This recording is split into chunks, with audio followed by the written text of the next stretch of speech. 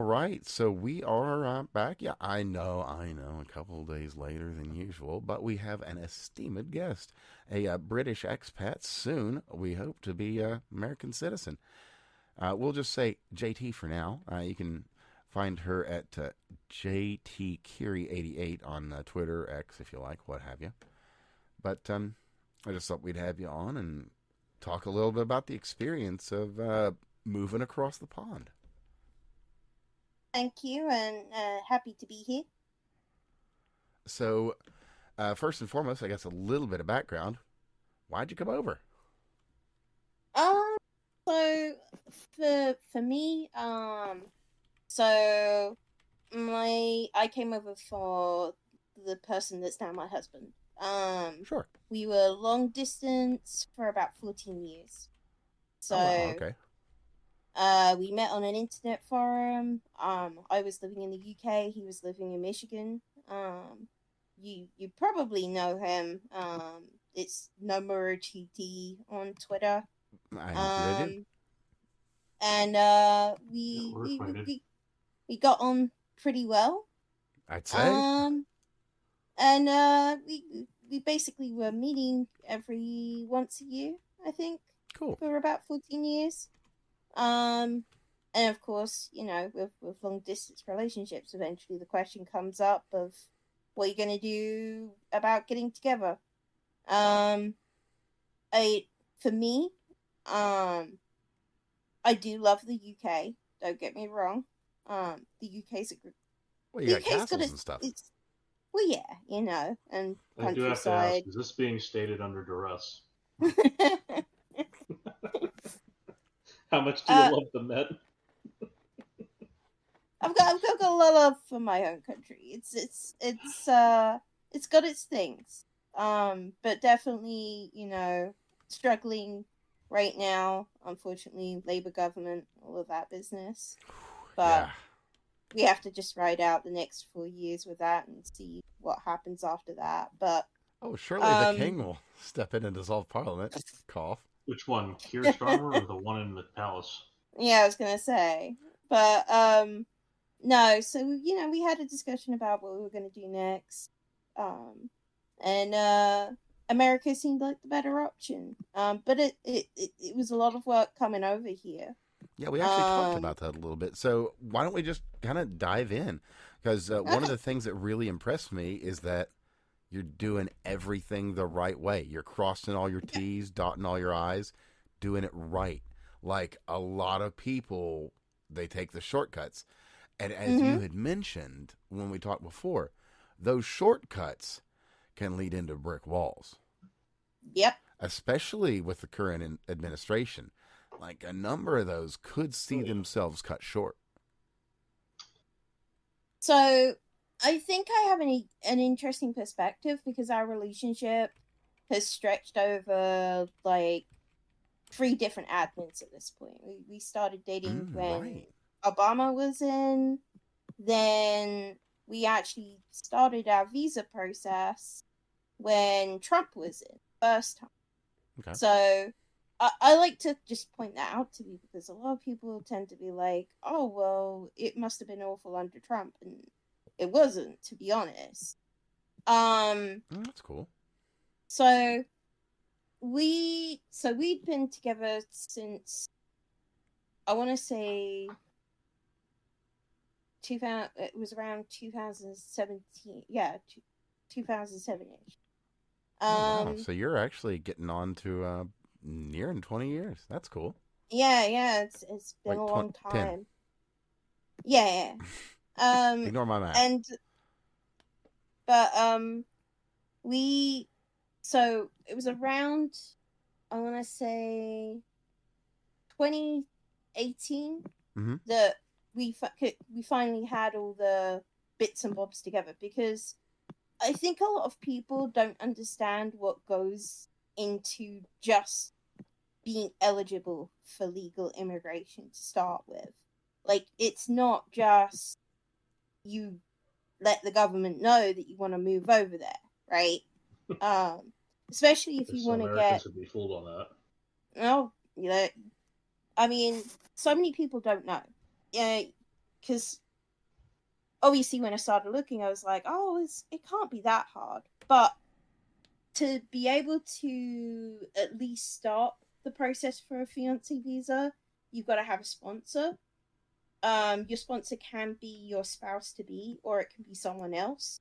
Okay, But that they makes have sense. to be earning over the federal poverty line. That guideline changes every year, so you can't just be working, Can't be delivering below, pizzas or something. Yeah. You have to be working a substantial job. You have to have some money behind you. You also have to submit a lot of information for the fiance visa because everything's based on your relationship. You have to not only meet the financial qualifier, you've also got to submit evidence of your relationship that goes beyond like 2 years. So, I mean, theoretically, you can apply if you've been dating under 2 years, but the US government is specifically looking to see that you're going to have a relationship that actually is going to last. Like, you can't just apply for it because you had a whirlwind 6-month romance and hope for the best. Oh, sure. Or better, or worse still, that you're just trying to game the system. Well, yeah, of course, there's that too. So you have to submit photos, chat logs, include like on the backgrounds of your photos, the EXIF data, like what was the date the photo was taken, because they're going to look into all of that. Oh, wow. That's and then surprising amount of thoroughness. And then once the American has submitted that, they took like 9 months processing my fiance's application. And I mean, he wasn't just supplying that. He also had to supply his financial history, whether he had any criminal background, where he'd lived for the last several years. And then about 9 months later, they sent me a letter saying, congratulations, we're taking you to the next step. Here's the list of the things that you've got to do before we'll let you come over. So you've got I had to get a certificate from the police proving that I've never committed any crimes. I had to prove that I had a trustworthy history of employment back in the UK. Education history, all of that background. I had to go to a very specific doctor in London to have a medical check done to make sure that I was all up to date with my vaccinations. That's one that a lot of people forget, which just, I hate to interrupt you, but that's kind of really pertinent, especially with the current time we're in. Because absolutely. So many people illegally came in, and that specific issue, health and immunization. As a matter of fact, just in the past few days, there's been a measles outbreak in Texas, which I'm sure was on the list of your necessities. Yep, you had to have Tdap, you had to have the MMR, a tuberculosis jab. I think there was another one, but I can't remember it off the top of my head. But there was a couple that I technically didn't have yet, and like I had to have them right there at at that particular doctor's office, which was fun. Sure. But yeah, so I mean, you had to have your medical record up to date, and they'll even ask you questions like, do you have any diseases you might pass on to other people and all that business. And then eventually, after you submitted all of that, they then eventually send you a letter about 3 months later saying, congratulations, now you can go to the embassy, have an interview. And that is basically the culmination of everything. It takes almost like 2 years to get to that point. And you go to the embassy, they do an interview with you, and they can ask any question. Like, I remember going to the embassy interview. I had it at 10 o'clock in the morning in the UK. Mm-hmm. Jim was in the US, of course, waiting to hear how it went. And the guy that was interviewing me, because like they're behind like a plexiglass and everything. Obviously, they're trying to be super secure. Very official, of course. Yeah. But it's very intimidating. I believe that. Probably but, not entirely unintentionally. Oh no, absolutely. But it's just the enormity of it, because you spent a year working on this application. You've already spent $3,000 by this point just to get to this point, and everything comes down to this one guy behind a plexiglass barrier and whether he stamps approved or denied, you know. Sure. And so he's asking all these questions. I'm answering most of them, and he gets to one where he asks, how much does your future husband earn per year? And it's like, if we were in the same country, who would ever ask that question of someone before they got married, right? Oh, sure. Yeah, that is as gauche as gauche can be. And I'm like, oh man, I don't actually know what he earns per year. Thankfully they kind of let me go away for a moment and call Jim. And it was like 5 a.m. over there for him. And I'm like, Jim, they want to know how much you earn per year. Thankfully I was able to get it, but and thankfully he stamped me approved. Excellent. And then I got a letter saying, congratulations, you're allowed to come to the US. They also give you like an envelope that you can't open. The packet. Yeah, they give you a packet. You can't open it. You have to take it to passport control when you get there, and they open it and then they have a look at it. So you get this special envelope, special packet. You can't open it. You can't do anything with it. You just kind of have to hope it says good things.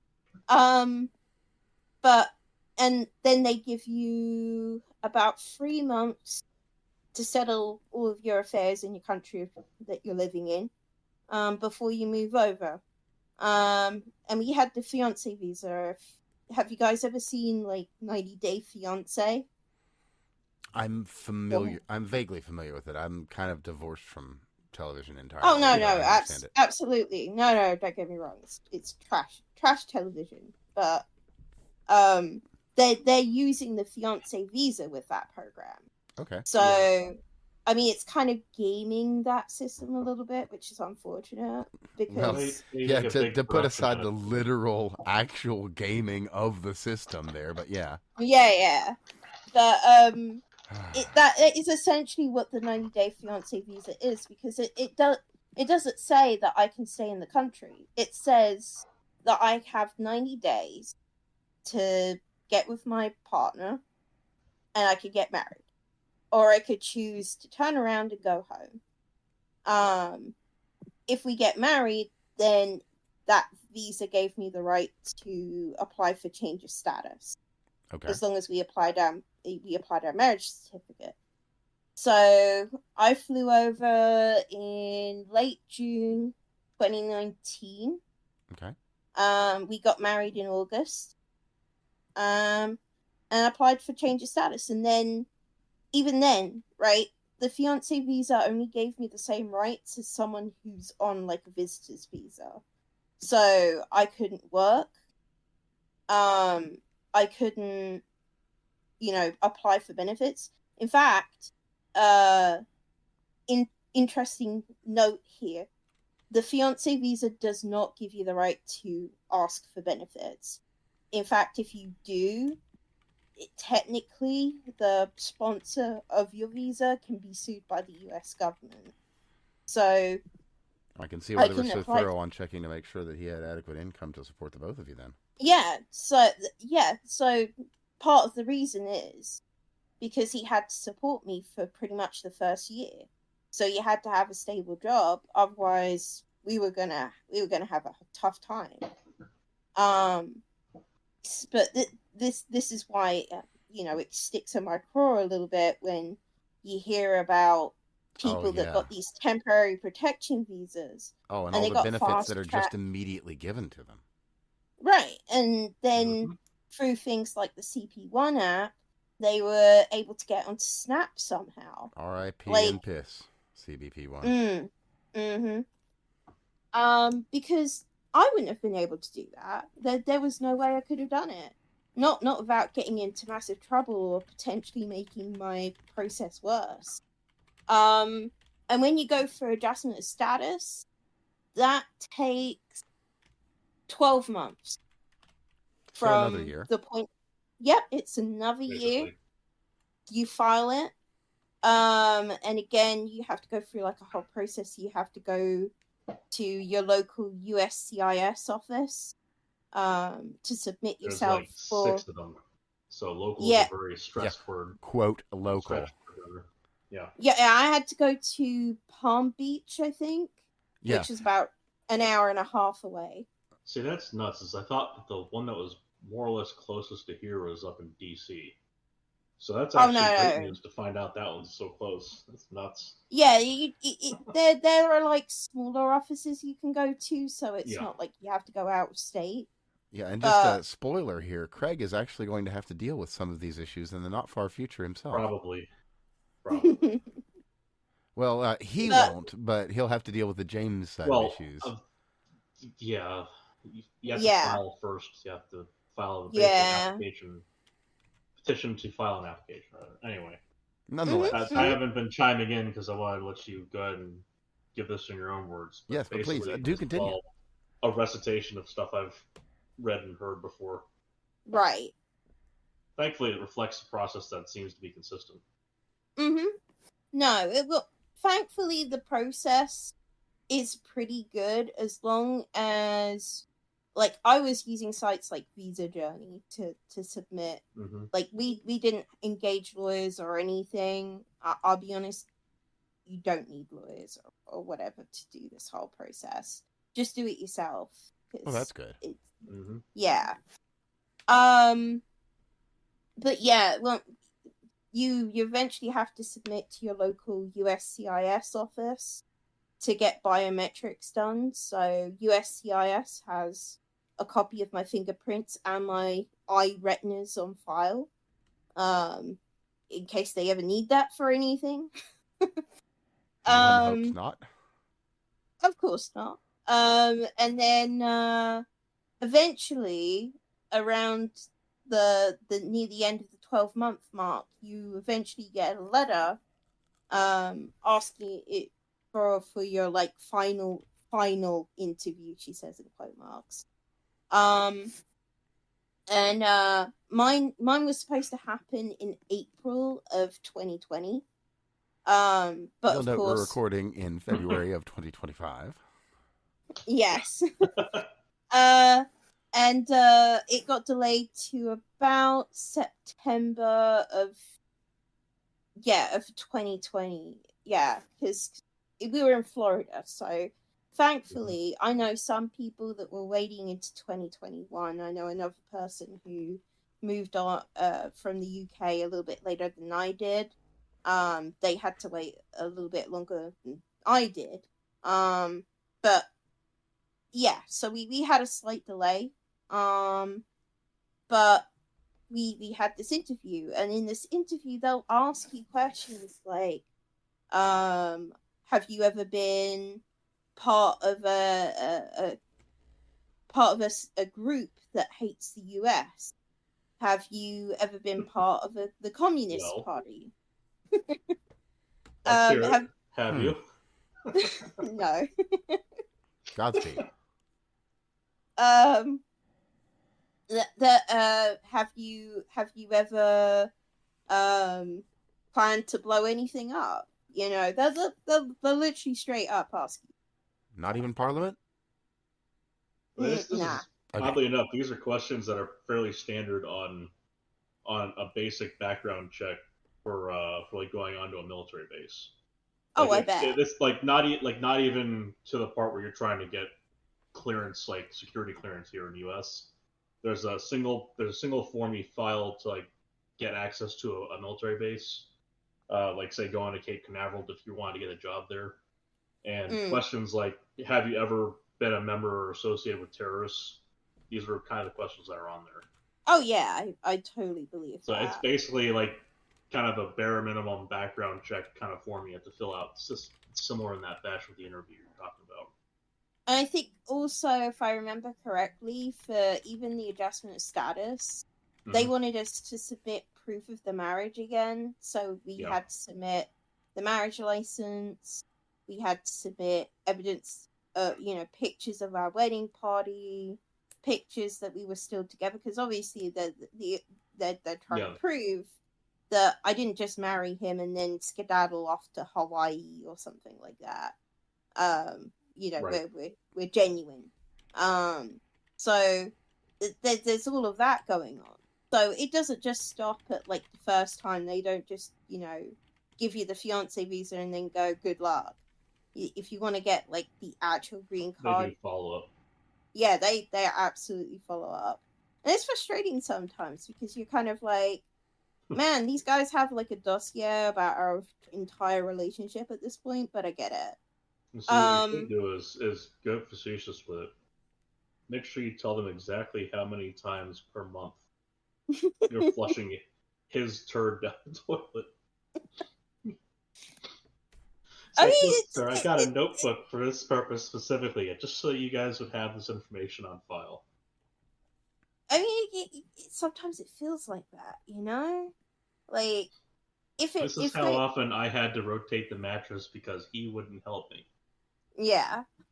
Like, they'll just be like, are you guys getting along? I mean, he came with me to the interview and everything, so I think that was a pretty good sign. But probably so. Unless they separate you. Yeah, well, that was one thing I was going to mention about the interview process on your end over in with the U.S. embassies. I believe that you're allowed to bring the sponsor with you to the interview during the initial application process to get the fiancé visa. But I mean, it's not required, obviously. I mean, it would have been an extra expense, which, frankly, that's kind of the side of it where you have to figure out exactly how much are you going to be with. Because I mean, by the time you've gotten the initial visa, you've already spent like $3,000, and then I guess cross Atlantic flights are like on the order of $2,000.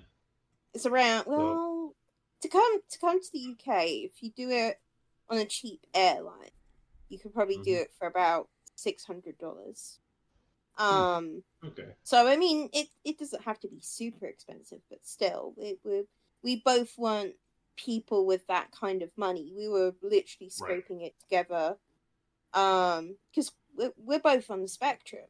So it's not like we're high flying, super earners you're on the or spectrum, anything. But you're not Elon Musk. Got it. Absolutely. Not that deep into the spectrum. Got it. But we had to we really did have to scrounge. I had to, because I'm a gamer, so but I had a pretty big gaming collection. Oh yeah, I had to skip out on a couple of new releases. Man, that's the worst. Well, I mean, I had a Game Boy Color, I had Sega Dreamcast, GameCube.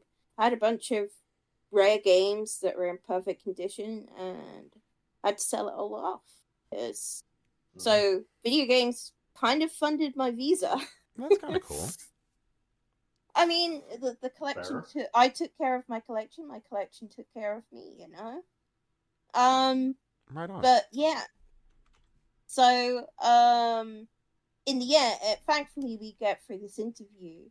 There was a slight complication with like my medical record. I kind of tried to go to an American doctor and they messed some stuff up. So they were kind of a little bit like, we're not sure if we're going to give you we're not sure if we're going to say yes. We might have to do a bit more. And I was like, oh, man. But thankfully, they turned around and actually said, okay, we're going to make an exception. We're going to give you the visa. I was like, yay. Oh, cool. But they gave me a conditional visa. So I had a green card that lasted 2 years. But that green card meant that I could get Social Security. It meant I could get a work permit. I could finally start working. So I did all of that within the 2 years. It also meant you could travel again without having to worry about getting stopped at the border on the way back in. I've always been able to travel. Well, I suppose it's easier if you're from. I guess UK is easier to travel in here. Just that you don't have to. It's not because I did the legal process though. Because the US government always had a legal obligation to protect me all the way throughout. I think I mentioned this on Twitter before, but this is one of the things that people don't talk about when it comes to gray areas of immigration, because I know I've mentioned this on Twitter as well.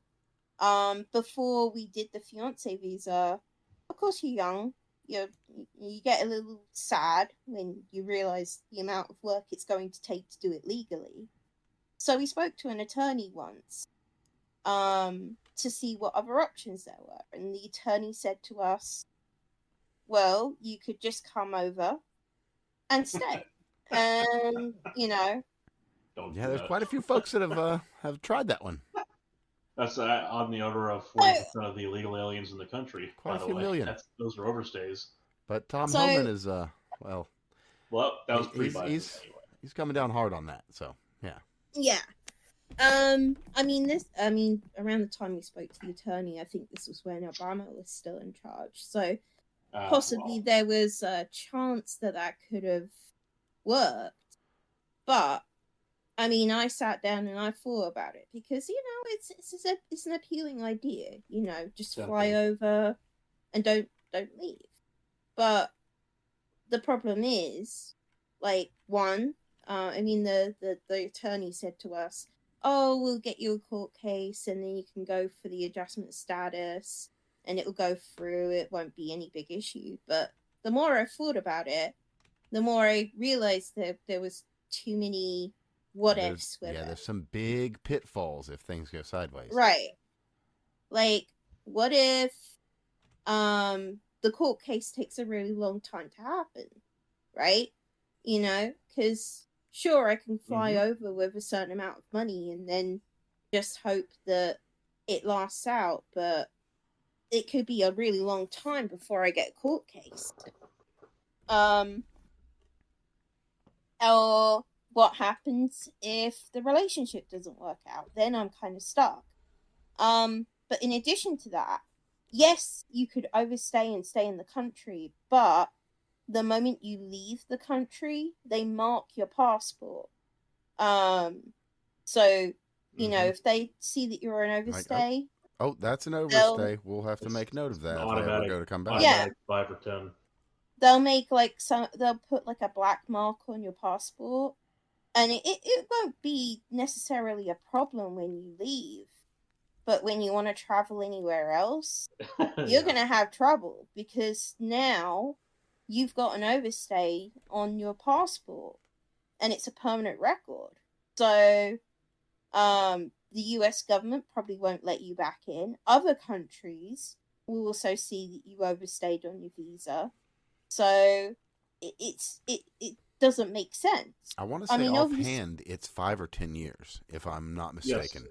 So it's an automatic, I believe it's an automatic 5 years, and it's 10 years with a conviction. Yeah. Which means you'd try to press to not have that record. But after that time period, you are then basically back of the line and bottom of the barrel. Yeah, you've basically reset your whole shebang. Well, if anyone else is in front of you and they don't have a black mark, they don't have an overstay on their record, they get in ahead of you.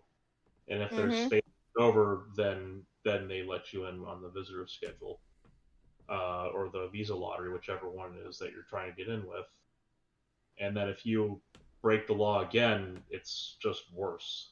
Yeah. Yeah.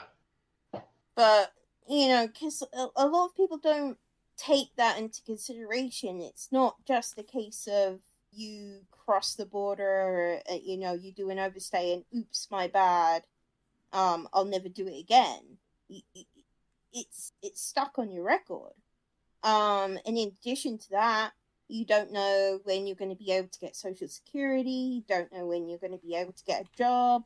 I mean, you might be able to get a job, but whoever gives you a job is going to be taking a lot of risk. Mm-hmm. So, in the end, we made this decision to not go that way because there was just too much that counts against me. When you're on a legal visa, that the government gives you basically assurance, various official documents that say you're going to be fine. Like, even when I had my initial pass to come over to the US,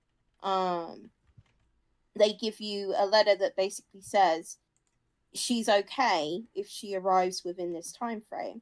And then during the adjustment process, after you apply for that, usually within about 3 or 4 weeks after you've applied adjustment of status, they send you a letter which gives you basically just says this person is allowed to stay in the country for as long as the visa's processing. So I had that process gives you that kind of time frame. Yeah. Because technically you become an overstay, but with that letter, it's justified and it's not a gray area anymore. Literally, the only thing that I had legally to say that I had the right to stay in the US was this green letter that said I had the right to stay here for 12 months. It also had a stipulation on there that I could visit the UK if I needed. Though they generally don't advise you do that during the adjustment of status. I actually last year I had to apply for my 10-year extension, which is another $600, by the way. Even then the costs weren't done. We were at 2023 and I still had to pay another $600 just to be here. And it's a whole process all over again. You still have to submit proof of your relationship ongoing, all of that stuff. I had to get letters of affidavits from people in the local area to vouch for us as well. They literally have to write in the letter how they know us and things that they've seen that indicate that we're a happy, loving couple. We are the neighbors that sent the letter from the neighborhood watch requiring these two people to finally get curtains. But yeah, and oh, sorry, I lost my track for a moment there. But like, you have to apply for this 10 years again. They gave me oh, by the way, that we applied for this back in 2022, June 2022. It takes like 36 months, 10-year extension to go through. Oh my. Which is crazy. So they get a bit of a backlog. Yeah. I can only No, imagine. this one takes the longest to go through. So after my 2-year green card expired, I literally only had a letter that was my legal proof that I was still allowed to stay here. But this particular letter also did give me the right to go back to the UK. But I had to flash it at passport control. Thankfully, because I had the letter along with my UK passport, I could actually go through I still had to go through the UK queue or the rest of the world queue, I think. Mhm. But Okay. it was funny because that was actually shorter than the US queue. Hmm. But no, so you have to not only show your passport, you have to flash this letter at them, so that they go, "Oh, okay, yep, you're still supposed to be here." So yeah, but that's a bit daunting because it's kind of like that thought of, oh gosh, if I lose this letter while I'm on my 2-week vacation, my vacation to go see my parents, I'm absolutely toasted. Oh yeah, Um, that'd be disastrous. So, but no, thankfully, had absolutely no problems using the letter to go visit and come back home. And thankfully, they approved my 10-year. And I got my updated card. I want to say in around November last year. So I'm here for another 10 years at least. And I'm technically eligible to go for citizenship, but it's another $600. And another long process. I think it's another 12 months. And you have to do like the citizenship test and everything as well. So From what I we've got. understand, it's fairly thorough too. But it's also fairly direct. Yeah, They're I not trying to mean, trick you. Yeah, no Cisco yeah. questions, thankfully. No, And well, at like the end, you get to vote, which is pretty cool. I know. Like I've done all of this, and technically, I can't. Well, I can't vote yet. So I have the right to work. I have a social security. I pay taxes. The only thing I really can't do right now is vote until I get citizenship. Imagine within the next 4 years, if you go through with that, you could also vote for Vance. I could. Yeah. You could help me torture my liberal friends. I mean, I'm already in Florida, so Well, yeah, so we know which way you're going to vote because you like it here. But no, so I'm hoping to go for citizenship at some point. It's just the Well, if little you new can, arrival that I'm waiting for is kind of delaying that a little bit. I want to get the baby all sorted out first before. that is a reasonable excuse. Yep. How So sorted are you thinking here? Are you talking about into kindergarten or just everything settled? well, obviously seeing where we are financially once we've settled into having a baby. I It's mean, always going to be not having enough. Yeah. yeah. I mean, for us when we came over here, I mean, again, because we came over here, Jim had to be the breadwinner. So we were living with the in-laws for the first couple of years, which wasn't ideal, but you gotta make it do work. with what you can. Did you guys know that your credit score doesn't travel with you if you move to another country? This is true. Huh. Oh, that's an interesting fact. Yeah. Because the companies So that you do the started credit scores, over at nothing, then I take it. So you have to reestablish. I didn't know this until technically I moved over, but because I had a 700 point score with my UK credit. My parents had taught me to make sure that I had a good credit score, so I thought, get 700 credit score, being bang bosh. But no, basically the banks over here don't know you, and the credit bureaus, I guess here, even though we share, MasterCard, Visa, all that business, Different companies. they just don't know you over here. Yeah. So when it came time to start looking at homes, we went to a finance guy, and they basically said, well, your husband's credit score is great, but You're a black you hole. don't exist. Yeah, no. I was literally like, I mean, even though we had bank were you accounts born on an island that doesn't exist anymore? What happened here? No. So like, because it was crazy. Like we had a bank account. I was on his mobile contract, so technically there could have been something there, but no, like they did try to do a credit pull on me, and they couldn't even get anything. So they were like, you've got to get known by the credit bureaus before you can do anything. And that's very difficult to do when you're an adult and you have no credit background, because Yeah, you can't.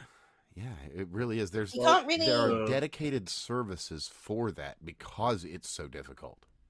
Well, Yeah. So there's actually it's the straightforward way to do it is to get a low limit card and just pay it off every month for like 2 years, and then you've established credit. Well, I actually managed it within about a year. In the end, because I tried We'll to just look start up. sending you letters saying we're raising your credit limit out of nowhere. Yeah, that's great. It is that's crazy and great, but I love it. But yes, there's more rope to hang yourself by. It's like, thanks. Yeah, I mean, obviously, you stick with the little piece I have right here. Yeah. Yeah, because like I tried to get on my husband's credit card, because you can. Technically I was on his name as joint, but there's like 2 levels of joint. There's a level of joint where it's just your name's on the card, therefore you can use it. But there's also joint where you're actually both financially on the line for the card. Actual ownership stake. There's you can use it, and there's you can pay it, and you're liable. Right. So we had to get that second level, but the credit card company was being an absolute pain in the butt about it. Like, they wanted a driver's license, and at the time I was still going through the adjustment of status, so I didn't really have a driver's license. I think we had to get like a copy of passport in, then they lost the form, and it just took forever to get my name stuck on a card that already exists. So in the end, I had to go with a secure card with Discover,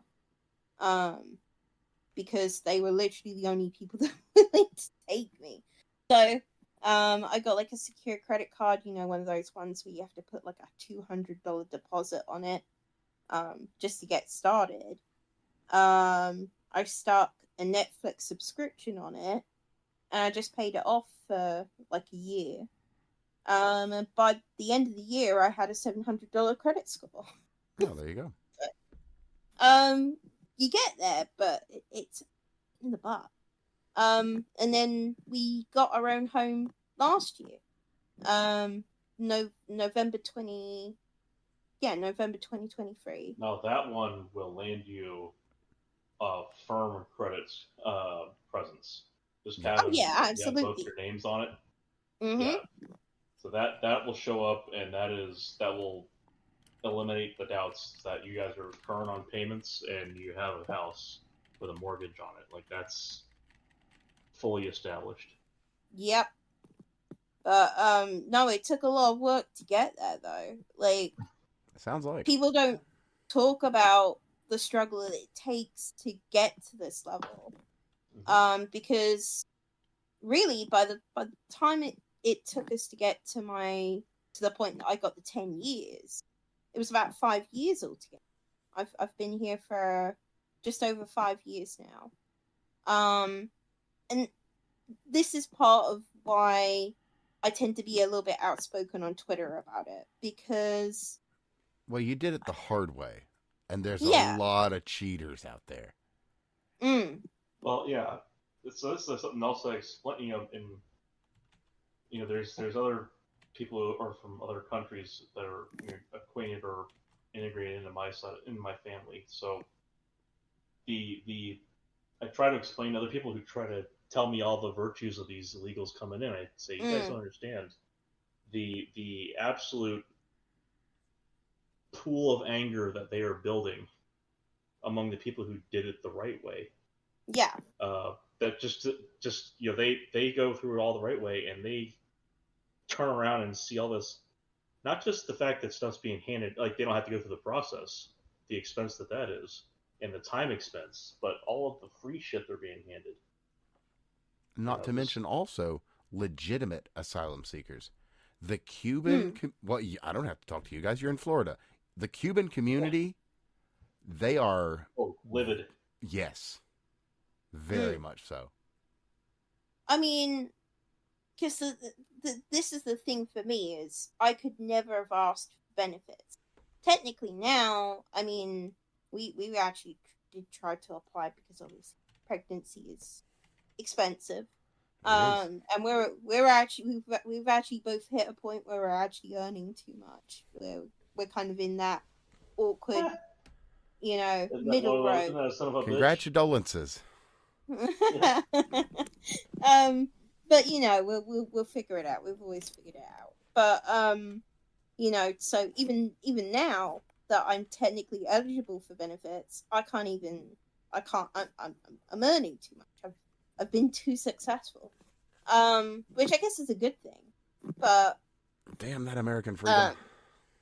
Ain't that the truth? But because even legal immigration is not a walk in the park. It takes a long, long time, and part of that it's kind of like feeling like it's one thing to take your partner to your parents to get their approval, but trying to get the U.S. government's approval for your relationship is a whole other ballgame. Like, if you thought that having parents worry about your finances is one thing, having to submit your entire financial history to the government so that they go, oh yeah, looks like it checks out, that's a whole other thing. But this is the thing that's frustrating to me, because people are like, oh man, it sucks for these people. And don't get me wrong, I'm obviously sympathetic to people that do immigrate, because but that comes a limit, I think. no, because I get it. You're trying to look for a better life. You're trying to see. Or they were promised something that some NGO came along with a slogan and said, go some to America. USAID funded NGO, I should say, but right. I mean, because you see, the New York migrants, the ones that are being put up in the hotels, these guys were being promised that if they went to New York, then there was totally going to be jobs there for them. Well, a bit of an analog there actually is the shall we call them migrants coming up through places like Greece, and they're like, oh no, I don't want to stay here. No, we're going to Germany, or we're going to England. No, we're going where the benefits are good. Right. I mean, this was back when I lived in the UK. This was a similar issue as well. Is because this is part over in Calais. Right, yeah. Well, yeah, there was the jungle in Calais, where France literally just wasn't taking migrants. They were just basically dumping them at this spot near the exit to the tunnels. And these people just set up a camp, and, France wasn't doing anything about it. Britain wasn't really doing anything about it. And these guys would just jump on a truck. Or for a lot of cases, some of the NGOs were doing things like putting people on boats that were literally not fit for purpose. They were rickety, old, probably going to sink, and they most often, I'm pretty sure they were practically designed to do so. I think they would buy the oldest boat they could find. That was guaranteed. The FEMA trailers of boats. Got it. Yeah, kind of. Because, if the boat sinks and the water's close enough to the UK Coast Guard is on a bound to save you. Yeah, yeah. They're obligated. Yeah. Mm-hmm. Yeah, they're obligated. Well, and that's to say nothing of the stories we've heard of these crossers intentionally, damaging their boats and methods of conveyance so that they have to be saved. The thing that's bothersome about them and you find this with the UK entrance by ocean as well as cross Gulf entrances in the US, is the Coast Guard will find passports and IDs floating in the water Mm-hmm. because it's easier. And you find the same thing south into Mexico, Yep. or just in on the Texas border. Oh yeah. That it's easier to get away with what they're doing without having any documentation whatsoever, so they Yep. can't link them back. Because oftentimes the people have already hopped over a couple times. Yeah, like there's a really good YouTube video where one of the YouTube journalists followed the sheriff of Una for one day. Oh, that might be a Vice doc, but I know exactly the one you're talking about. And they came across a pile of passports. Yeah, I'm trying to remember who it was. That's one of those. But yeah. Oh, it was Peter Santinello. But I watched that video, and you know, I would show that to anyone who is wondering, you know, why was the border situation so bad? Because the sheriff explains that what was happening, and this is why the cartels were benefiting from what was going on, is because the Biden admin had basically slashed the budget. I know they said that they tried to put a bill through, but oh wow, he's got a giant playlist. I'll include that below for anybody that wants to look into it. It's a great, yeah. It's like hours and hours of footage. Oh, I mean, Santinello's video on Una is probably the best one to watch, but I wanted to be educated on what was actually going on, because, you know, there's so much chit chat about what's going on with immigration. But that was enlightening to me, because Una sheriff shows a couple of situations, like literally while they're on the border at one point, they see a guy like running through the border, and he's like, yeah, I can't do anything to him. He's on a drug bust. And then they get a call to a bunch of asylum seekers that are further down the border wall. And he tells Peter on the drive down that basically these people are so far down because the cartels know that if they release those people there, and then they tell them to call the police has to come and pick them up. But while the police, because there's only like 1 or 2 police cars bordering during the Biden admin, what's happening is the border police is driving down to rescue these people who can't sit out in the desert for a long period of time, because otherwise they're going to struggle with thirst, and, you know, their lives are going to be in danger, of course. Yeah, they're going to be in danger. Humanitarian issues.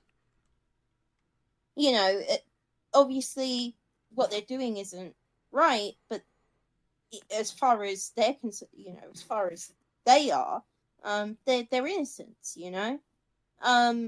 So they call the police, and while the police are dealing with them, the cartels are several miles back where the police were previously, getting their drug runs over, you know, running over the fentanyl and the opiates and everything, because they know that the police aren't going to be there.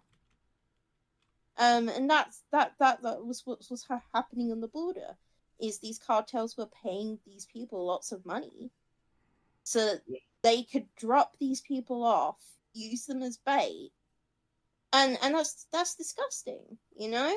That's not fair to anyone. It's not fair to the American people or the American police, you know, the border police that are trying to do the right thing by everyone. It's not fair to the people that have to sit there in the desert and risk their lives to... Well, much less. Hope, you know. Actually, just... this is kind of a last few days bit of news. Things have gotten real bad. There's a rancher who died because of an IED that the cartels had placed along his roads. I mean, things are getting a little wild. The cartels have crossed the line. And also on that note too, U.S. Predator drones are flying in Mexico. Yeah. So for those who somehow at this point are aware, it's fine. It happens. It's improvised explosive device. So that's anything from like a little flashbang made out of a bunch of firecracker powder, poured out bits of firecracker that have been scooped together and set off at once, up to something like a homemade frag grenade or landmine, or even a repurposed 40 millimeter cannon round. Right. So these are it's effectively conventional explosive that's been packaged into a little can on the road. It's enough to. It's anywhere from "ooh, that's scary" to "where'd my leg and arm go and why am I 40 feet away?" Yeah. Right. All the way up to why did my armored IED, truck get a hole punched through the whole thing that is the size of a man's fist?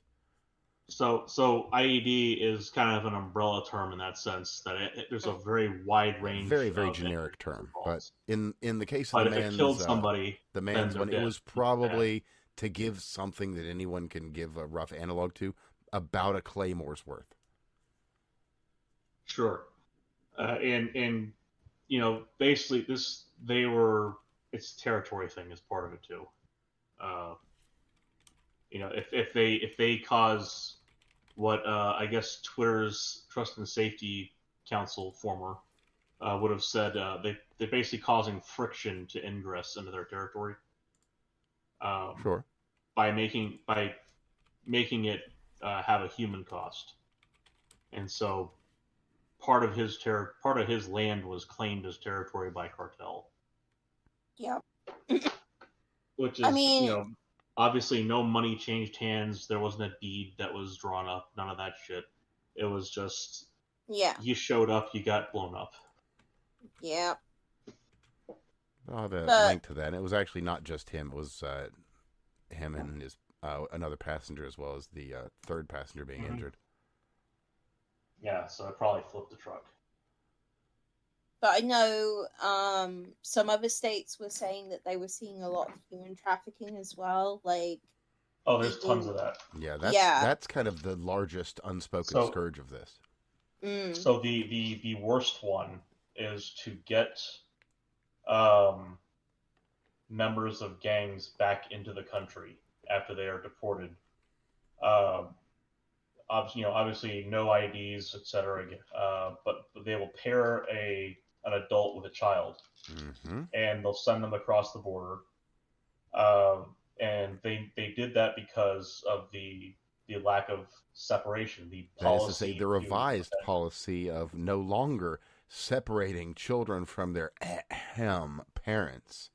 You see that or relative or whatever, and all they have to go by is the word of the people involved. And what happens is they basically are not jailed and sequestered away in that fashion. They're just released. It's tag and release kind of thing. And so what happens after that is they bring the kid over to the agreed upon place. They drop the kid off. They go on their way. The kid gets sent back across the border to Mexico and gets looped back through. And the worst part about it is these aren't just, an MS-13 gang member whose worst sin might be murder. These are also a whole bunch of child predators. So while the kid is in the custody of the child predator, that's an experience the kid goes through, and then they get sent back across the border. Yeah, we've actually we've spoken on that horrifying tragedy numerous times, which is to say, once upon a time it was one in how many, not how many each. Yeah, that's a separate thing. It is how many each. That's separate. That's just the journey from the bottom of Mexico to the top of it. Yep. The part we're talking about right now is the meat grinder that exists across the border. It straddles it. Oh yeah, and this is if the coyotes are just we'll just say if the coyotes aren't just raping them, they might sell them into this form of slavery, which is kind of above and beyond the bog standard of human trafficking, Or the which is really saying something. That's kind of a or to say dredging the depths. that's a level of normalization that I was hoping we would never get to as far as the human trafficking as a standard. But that cycle of abuse is pretty direct in how terrible it is. Yeah. And I mean, think about what it's like if you are a genuine parent with a child and yeah, for whatever reason you're trying to leave the country, because you get abused, your kid gets abused, right. And then you get across the border and you're now sold into slavery because you can't pay the $15,000 coyote fine.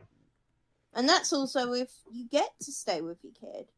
Because yeah, they might say, "Oh, that child is going to be very useful." So, well, here you go. Enjoy America. Even if you're in like a large migrant group, right? You could be hanging out with a bunch of migrants with your kid, and then the next night, someone's gone, and they've taken your kid as well because they know the kid's good collateral for them. So it's interesting you brought up the word "if" there with if you're a parent with a kid coming up, because it turns out that a lot of the children that came up from south of Mexico to the top of Mexico were actually sold off by their parents in Middle America, so Nicaragua, etc.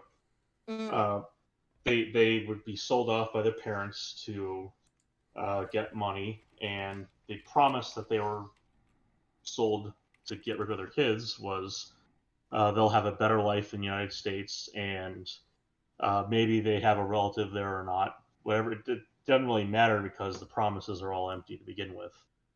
And the worst part of it is how these stories end, and they end very abruptly and tragically. Tragic. I mean, there's only Because so you can't old have they can witnesses. get before they no longer satisfy or certain services, and then there's an oversupply in the market where they end up, and so loose lips sink ships, and dead men tell no tales kind of stuff. Yeah. So unless you really like working for those cartelistas, your employment is ended permanently, and that's horrifying. But even for the people that make it over here, right, it's still not an easy process. But also because of the way that they've come over here, they don't really have the same promises that I have. Absolutely not. With the fiance visa, there was always specific documentation to make sure that I was officially protected. Or say you get a job right now, you have labor rights. Whereas if you came here illegally, you have none. Yeah. For instance, say you're babysitting for John Pelosi, as just picking a name out of a hat. Okay, right. Mr. John Pelosi. Certain occupational hazards there. Yeah, and you're doing your job real well, and it comes to the end of the month, and it's time to get paid. You would say, "I want my paycheck," and they would say, "Oh fuck, that's right." Whereas Jose Juarez is going to say, "I want my paycheck," and they're going to say, "Oh, well, somebody called ICE for some reason, and I think you should probably just get out of here while it's still safe. I mean, we could give you the check, but then you'd have to go down to the bank, and ICE is going to be waiting at the bank, so..." This is a very long conversation for a woman as drunk as Nancy Pelosi. Okay, a young Nancy. Well, no, this isn't Nancy Pelosi. This is John Pelosi, a completely random individual. Oh. I don't know where you drew that conclusion, sir. Absolutely. Maybe his male concubine with the... Look, we can stop into the room with because a it's hammer time, okay? Hammered. And move on. I think that we have hammered this point enough, and we can go on to the next one. But yeah, no. So like, for me, I've got all of those protections, but for like people who have these temporary visas, you know, as we've already seen, like a bunch of them have already been axed. They were only as good as this admin lasted because they weren't put through properly constitutionally. So there was always the risk they could be taken away. Well, the entirety of their protections were a wink and a nod. Yeah, the political calculus of it is that they're going to be a lasting pain in the ass for any follow-up admin to deal with. It's a way of, you notice how Trump is doing a whole lot of stuff rapid fire all in parallel. Yeah. To get it, and you're just like, yeah, this is great because he's ramming it all through at once. It's more than that. If you look at the way that they're trying to cover it in news media, jamming the signal, news media, it's not really so much jamming as it's scrambling. Other things. They don't have the bandwidth to cover it all. Mm-hmm. So that what comes through is almost schizophrenic. So instead, you get a whole bunch of little tiny segments with the programmed outrage that you expect, but it's not sufficient. It's all flash in the pan.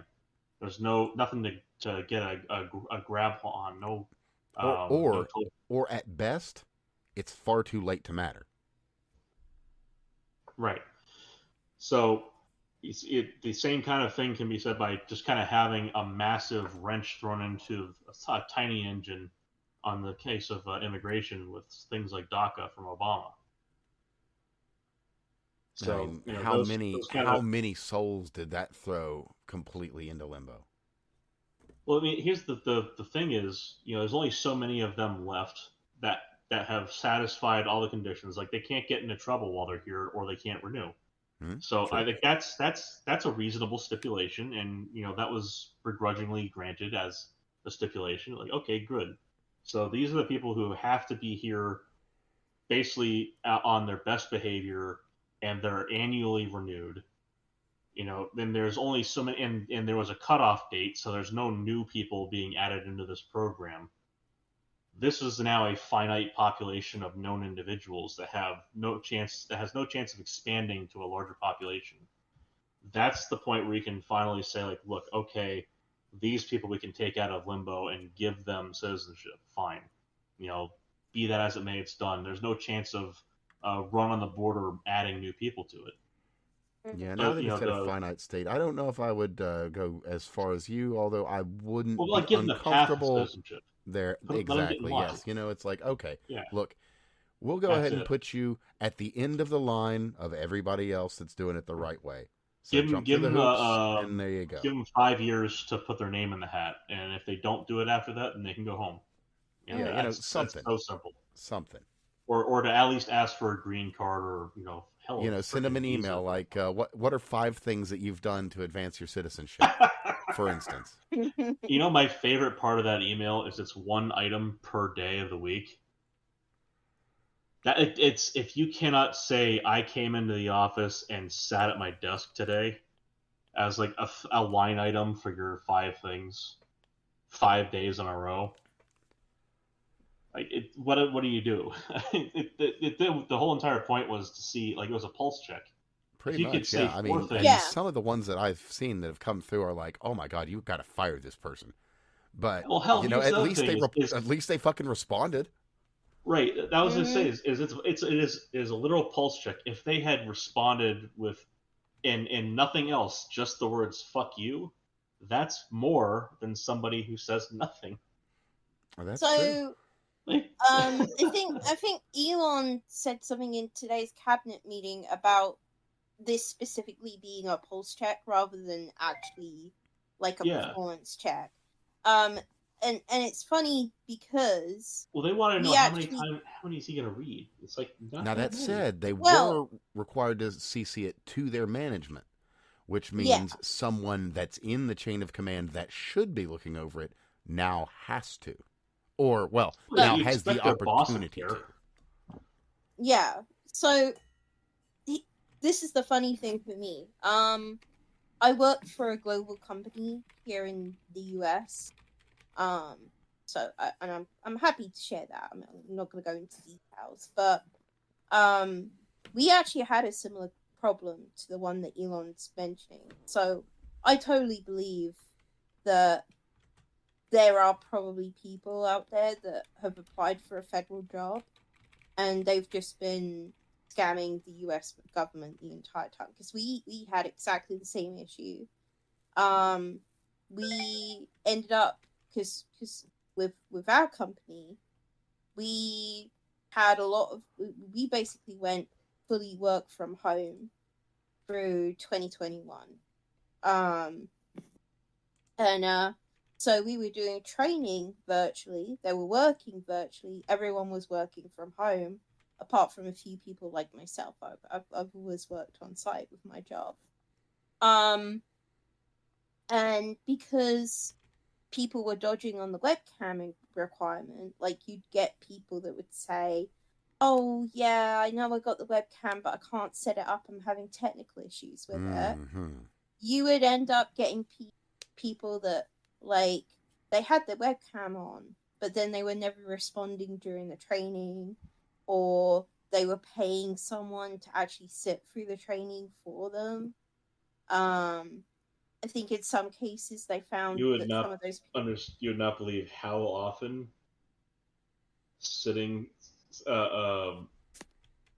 This is a phenomenon in the military, which is actually lampooned recently by one of my favorite military guys on X. You know, the sends in the grunt comes in to talk with his CO and basically, did you do the training? Our entire group is certified. What does that mean? I skipped through the page. Why would you do that? I needed to get the training done. And he said everyone else has done the training. No, that's that the group is certified. So, what does that mean? I signed all our names on it. Problems have solutions. Yeah. Why would you tell me that? Well, didn't You think asked. of it much. What do you expect? I'm not going to lie to you. But yeah, that our company actually Very common.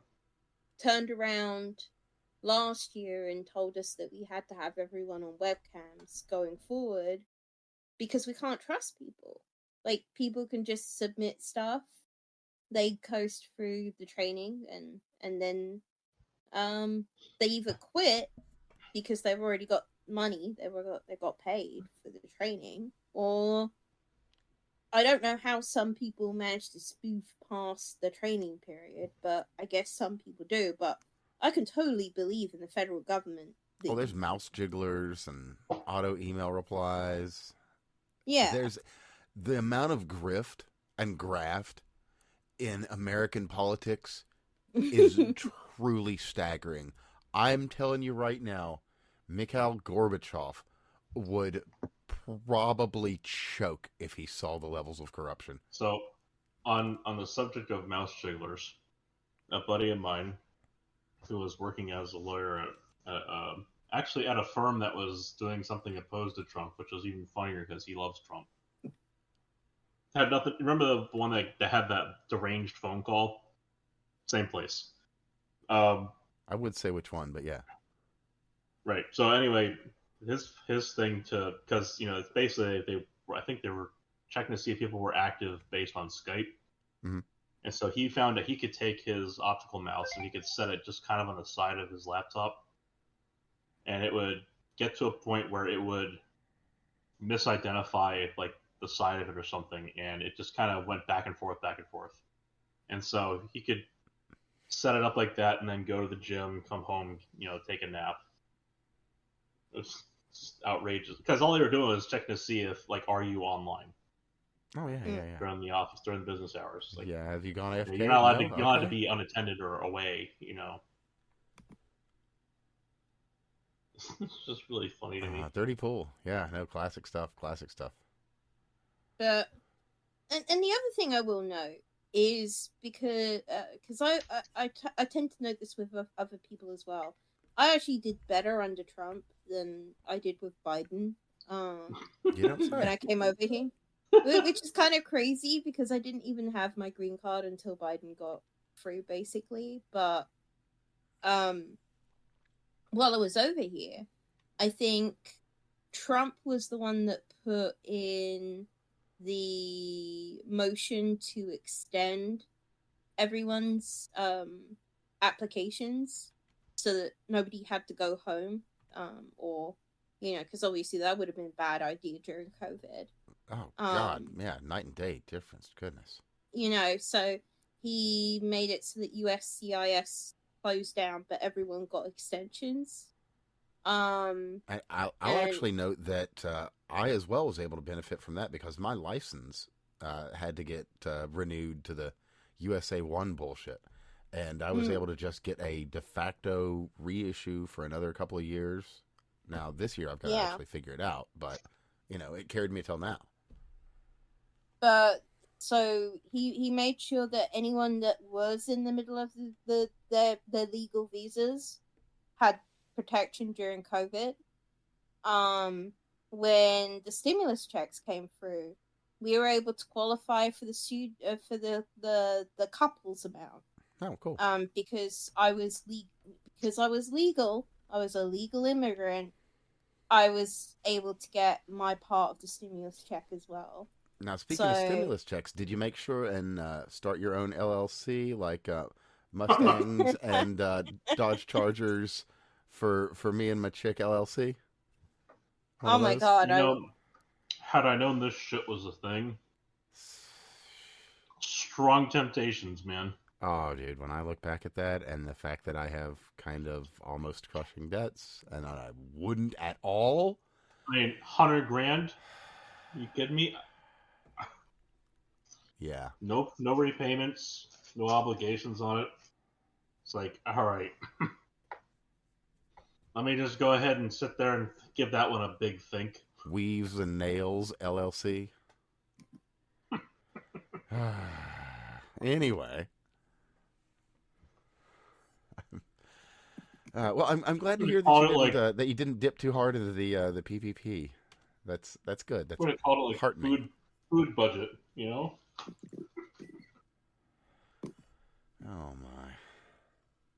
my. Bitcoin Investment LLC. Yeah. Bitcoins for the fam. Oh goodness. Yeah, there's a lot of that. From what I understand, though, there is going to be some. That's not the top of the list right now, but that's actually on the list at this point. So that one's going to get a little bit more than name and shame. Yeah, because the way that stuff was written, it's kind of a done deal. Like that was all written so sloppily and so intentionally to get that money out there to anyone that could grab it. That yeah. But because I say this to people because a lot of people are just like, oh, Trump hates immigrants. But no, he's there's basically just this kind of lumping in. But I had no problem getting in under Trump. I was under Trump for first part of my visa. Second part under Biden, like we got no help. I mean, maybe some of this isn't necessarily Biden's fault per se, but it was interesting because for the first 2 years that we were claiming taxes, which was under Trump, we were getting a pretty decent tax break. Now, then pretty much throughout the Biden years, we've been owing the tax man pretty much. And, it's kind of interesting how that worked out. I'm not saying, obviously, that's all the president's fault or anything like that. It's interesting how that flipped around. Well, you're not the only one that had such an experience. Yeah. But in the same time, that if they wanted more legal immigration, there was better ways to go about it rather than, the ways that they did. because ultimately it's not going to be fair on the people that took advantage of it. I mean, yes, should they have not taken advantage of it? Absolutely. But now you've got a whole bunch of people that are... Well, I mean, to quote Joe Biden, surge the border. I mean, there you go. And this is what I say to people as well, is, you know, I didn't, you know, it wasn't like I said, oh, I want to move over to America and I'm going to sit here until you let me in. It was about a year and a half from putting in our application before getting approval. And I had to do a lot of my verification while I was still in the UK. Yes, they do eventually let you come over to the US and do the rest of it once they've ascertained that you're probably not going to be a threat. But you have to do that first part, you know. Whereas in comparison, these people that were coming to the border, shall we they're not mention the cough fighting age males cough? Well, that's sorts of enemy countries anyway. But yeah, what were you saying? But that was a problem both in Europe and here too. Like there were stories in the UK of people taking in asylum seekers. I remember, I think it was the guy that did the Manchester bombing. The parents took him in, and he was already like an adult male, but they took him in as like a child immigrant, you know, even though he was like 18, 19. So he wasn't really a kid, you know. But, you know, we took someone in and, you know, yeah. Yeah. Boom. But, that's why legal immigration is important. That's why doing the waiting is important. I mean, my husband will say I'm like one of the most impatient people out there. You know, I hate waiting for things, but I generally have no regrets doing it the way that I did. I mean, yeah, the downside was we spent a lot of our 20s getting ready for it, and would I've liked to come over to the US, you know, a couple of years sooner. That would have been cool, yeah. But I recognize that if we'd rushed things, we'd be much worse off as a result. Our relationship would have struggled because the finances weren't there. By doing it the legal way and by meeting those legal requirements, we were never in danger of needing benefits. Because we pretty much already met those markers, you know?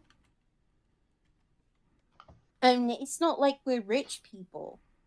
Like, we were both, for most of the time we were preparing to do this, I was working a supermarket job. He was working in a call center.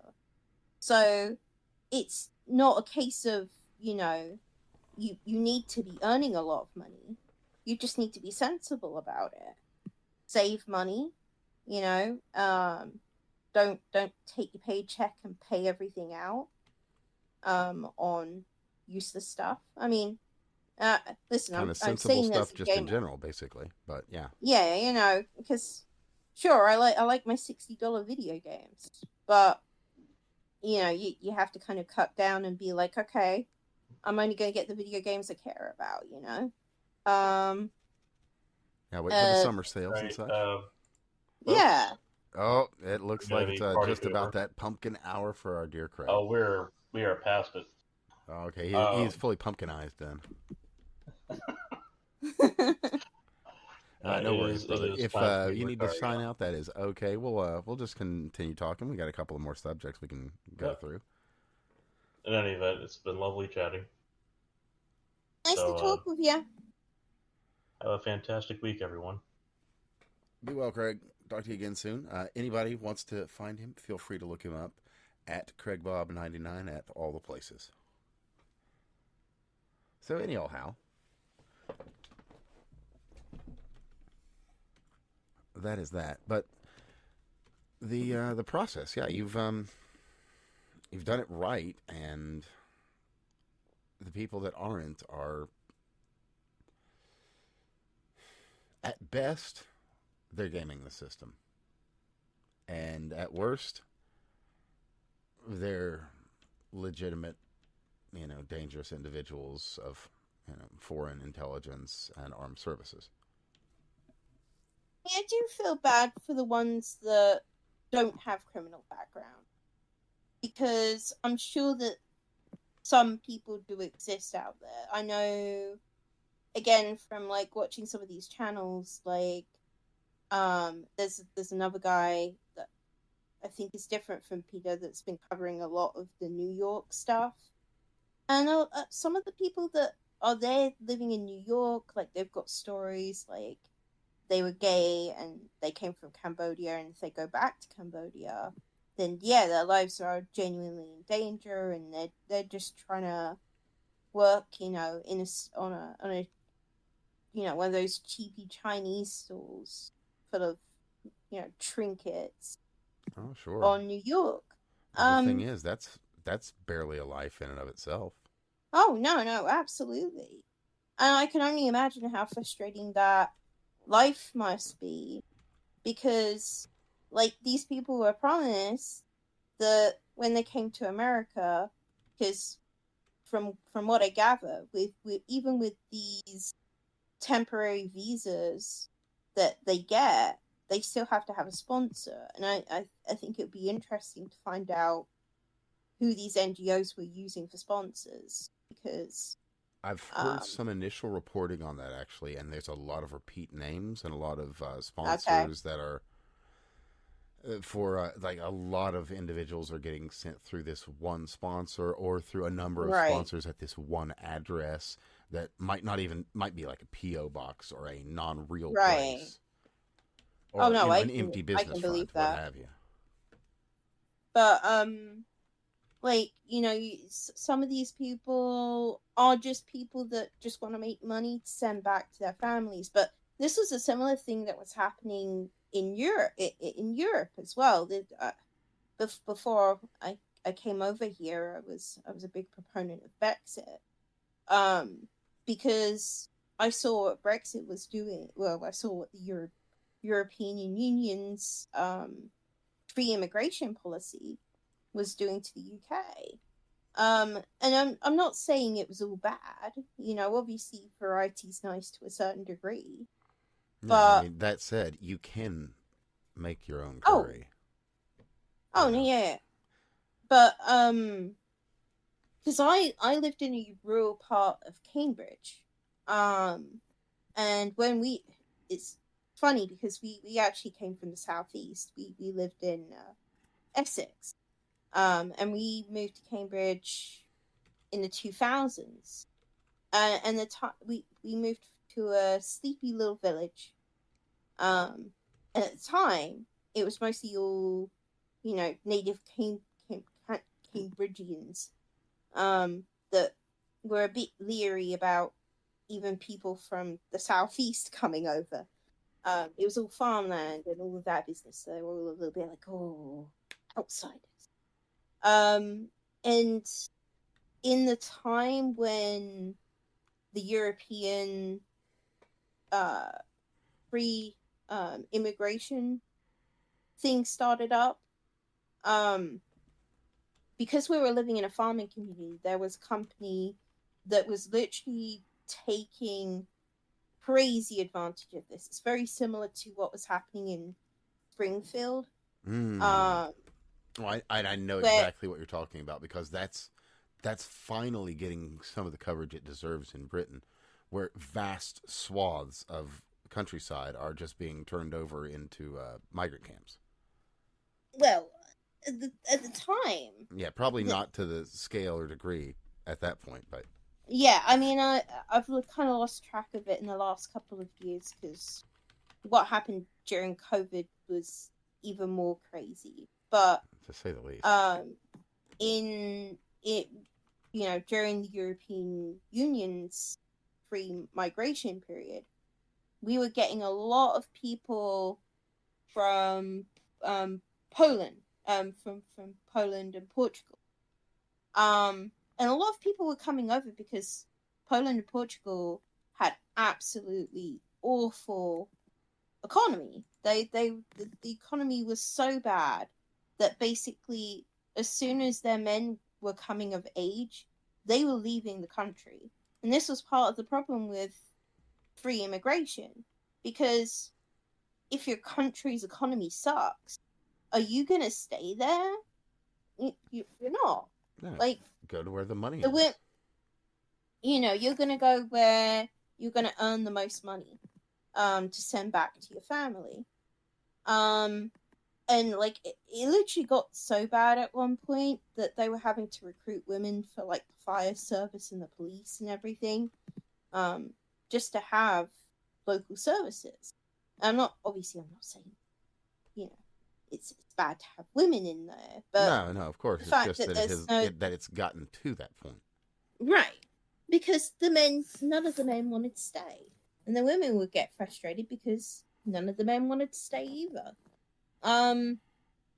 But we had a big fruit and veg picking company that was in the local area. I used to work in a retail store near that particular facility, and we'd always know when they were bringing their workers over, because it would usually be like 8-9 o'clock at night. They'd all come in and they'd all be paid absolute peanuts as well. Like, these guys were not being paid a living wage. They were being paid like below minimum wage. And it's like I said, it's very similar to Springfield with Oh yeah, the tale as old Haitian. as time. Like this is Because how it's done. This is how it's done in, well, to a much crazier degree in places like Riyadh and the UAE, where they'll go as far as just say, no, you're giving me your passport and I'm providing you with food and lodging. right. But I mean, it's the same thing. It's just a matter of scale. It's a different form of servitude. Absolutely.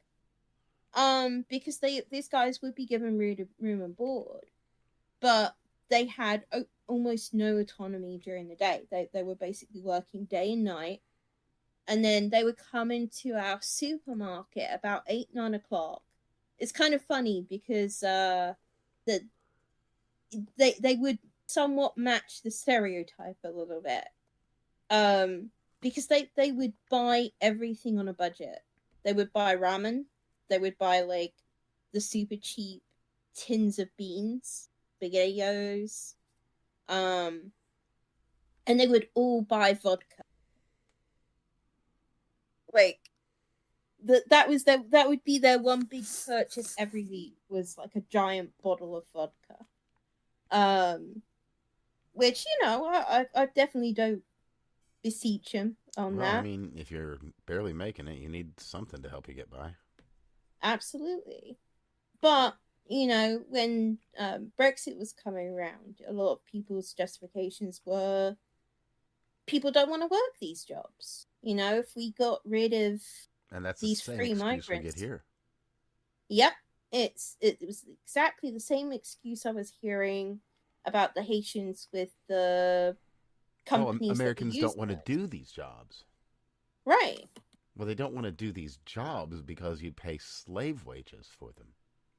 Right. And then you bring in a slave class to work for the slave wages. Well, then what?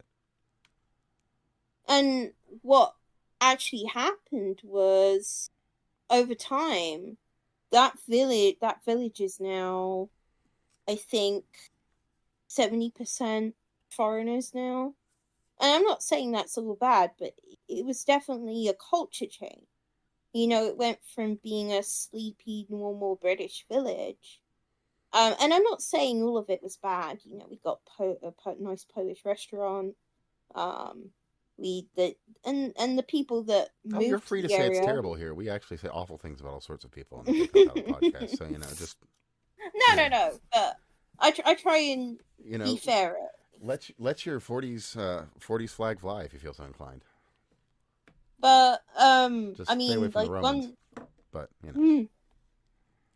I mean, we did have this little Polish shop that opened up where a tech shop used to be. I used to like looking in there because they always had interesting imported foods. But it got in trouble quite a few times because they got busted at least 2 or 3 times because they were running a brothel on the upper floor. That is a bit Which of a I problem. mean, and it basically just really transformed the area. And this is, with the people, I get it. You want things that remind you of home, but it's also kind of like a takeover. Well, it is. And yeah, what you get in these situations are ghettos. And when I say ghetto, I mean it in the most strict of senses, not necessarily to just say some impoverished neighborhood. A ghetto is a group of very like people that have been sequestered together, basically. So you'll have your Chinatowns, your Polish towns, your what have you, like a Koreatown that you'll find in a lot of bigger cities. And instead of these people assimilating, they cloister and never really become Americans. At best, they become Korean Americans, African Americans, Polish Americans, or British Pakistani, or what have you. And right. Because you would find that these people would hang out in, the Polish cafe, but not in the British pub. oh well, Sweden is such a perfect example of this, where they've suffered desperately from it, because where they have truly sequestered those people, they've formed a secondary society completely outside of regular Swedish life. And at this point, you've got second and third gen immigrant children that are just as Swedish as the blonde-haired, blue-eyed 6'3" guy down the road, but they hold no loyalty or love to the country.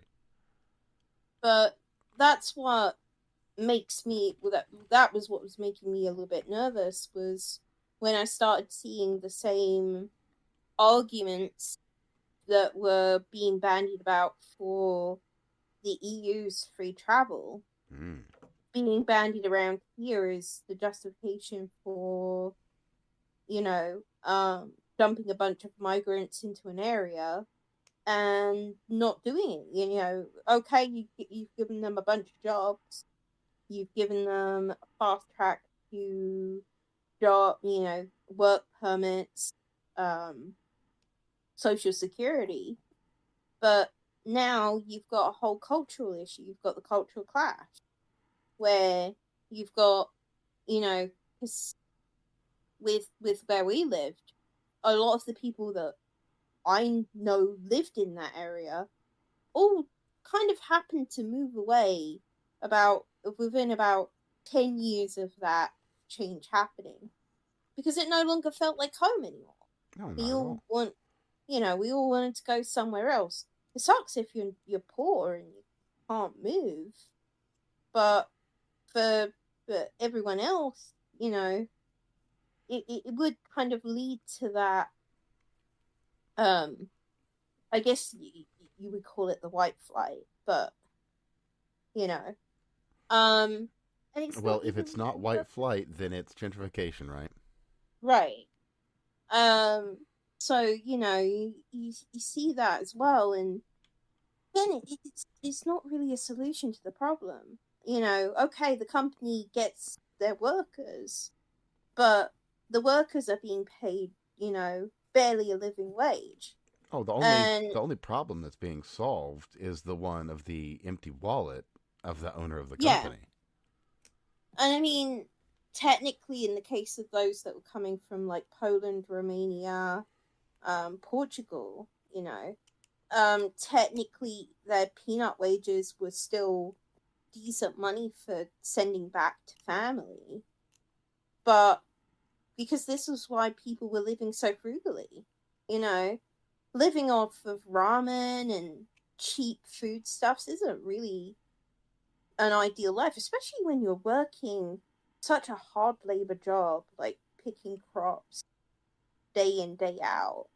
Like, I would, you know, I would hope that a company would want those people to be paid a decent amount so that they can go home, have a nice meal, and then come back, you know, Now, on that energized for specific the next day. note, that's actually something worth discussing because there is such a program here in the United States on the southern border, which is the seasonal worker program. And Right. these folks, they come over, they're completely legitimate, they're completely legal, they're on like a temporary green card that's for the harvest season. They come over, they make a fair, reasonable wage, they do a lot of hard labor, and then they head back home for, 8 months of the year, do whatever they do back home, and come back again.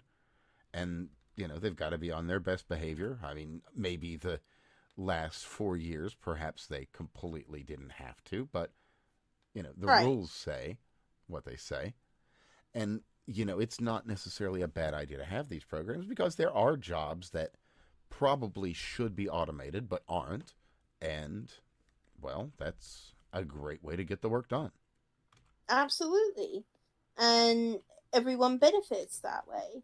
Because I think for a lot of people that do come over on things like these temporary visas, at least the ones that don't have terrible intentions or they're trying to escape a past that they don't really want the US government to know about, I think a lot of them are doing what they do because they want to help their families out. They know if they come to America, they're going to make more money than they will back at home. But part of the problem with that is it's still kind of running away. It's not fixing the problems at home.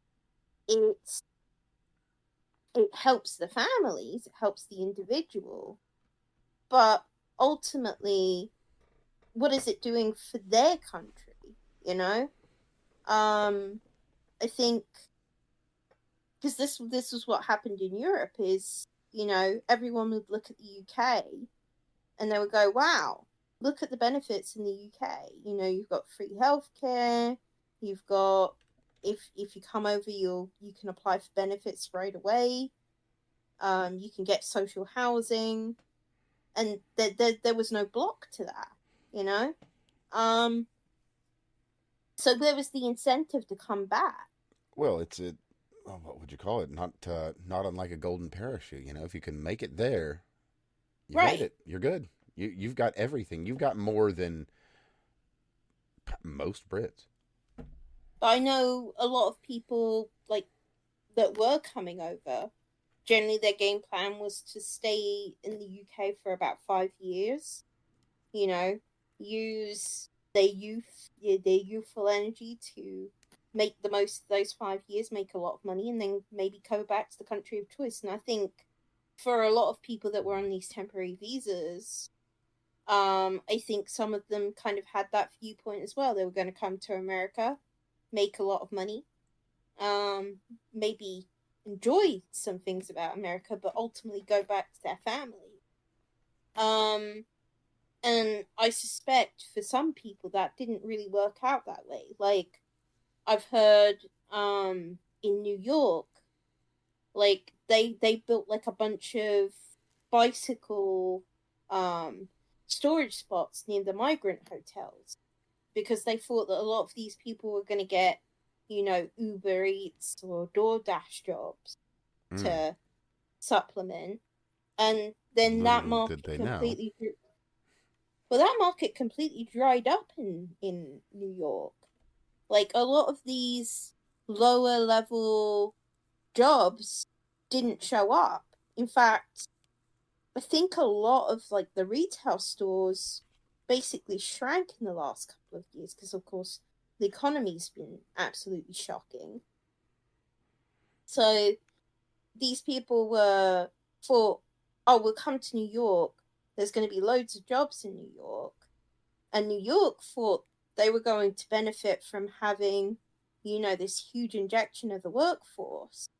But then there's been stories over the last several months where New York is desperate to get rid of these people.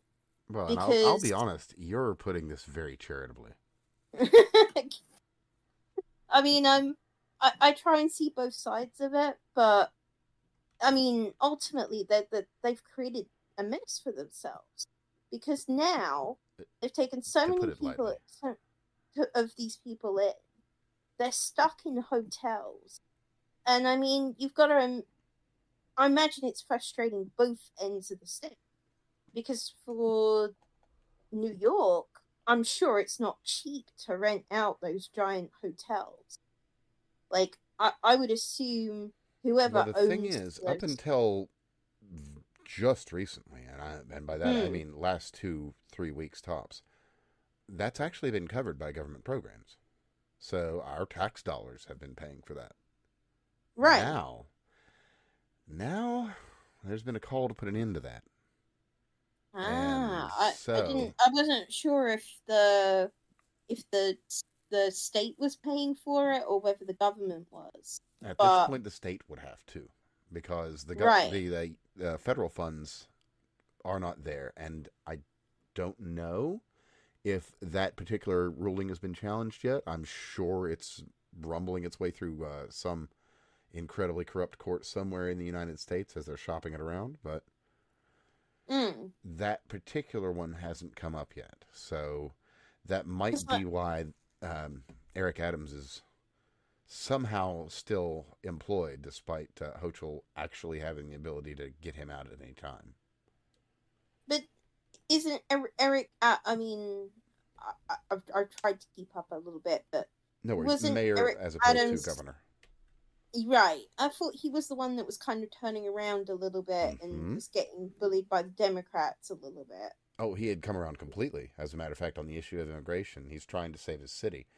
And as soon as he did that, a Department of Justice investigation was launched by the Biden administration, I want to say in late 2022, maybe early 23, and into corruption, of course. There wasn't a lot there. There's going to be something there. He's a New York cop with a history. Right. So there's going to be I should say he's a Democrat in New York who was on the police force. There's going to be corruption if you dig deep enough. Right. But that being said, he is also a guy that kind of loves his city and doesn't want to see it all burn like many others. No, of course.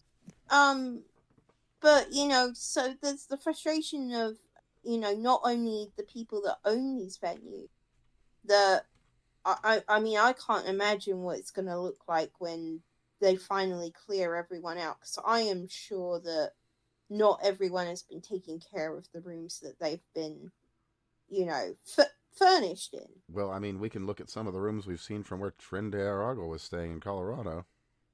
Right. But, in these situations where, hopefully most of these people are still relatively legit.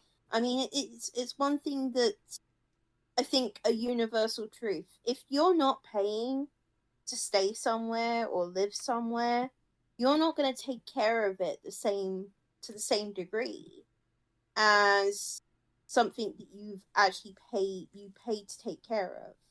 If you're not putting money into it, it's whatever. It's kind of like a similar problem. Well, you got no skin in the game, right? Like, oh, there's this thing that I've got. What do I care about it? Yeah, somebody just gave it to me, and I don't imagine it even has any value. They wouldn't have given it to me if it did.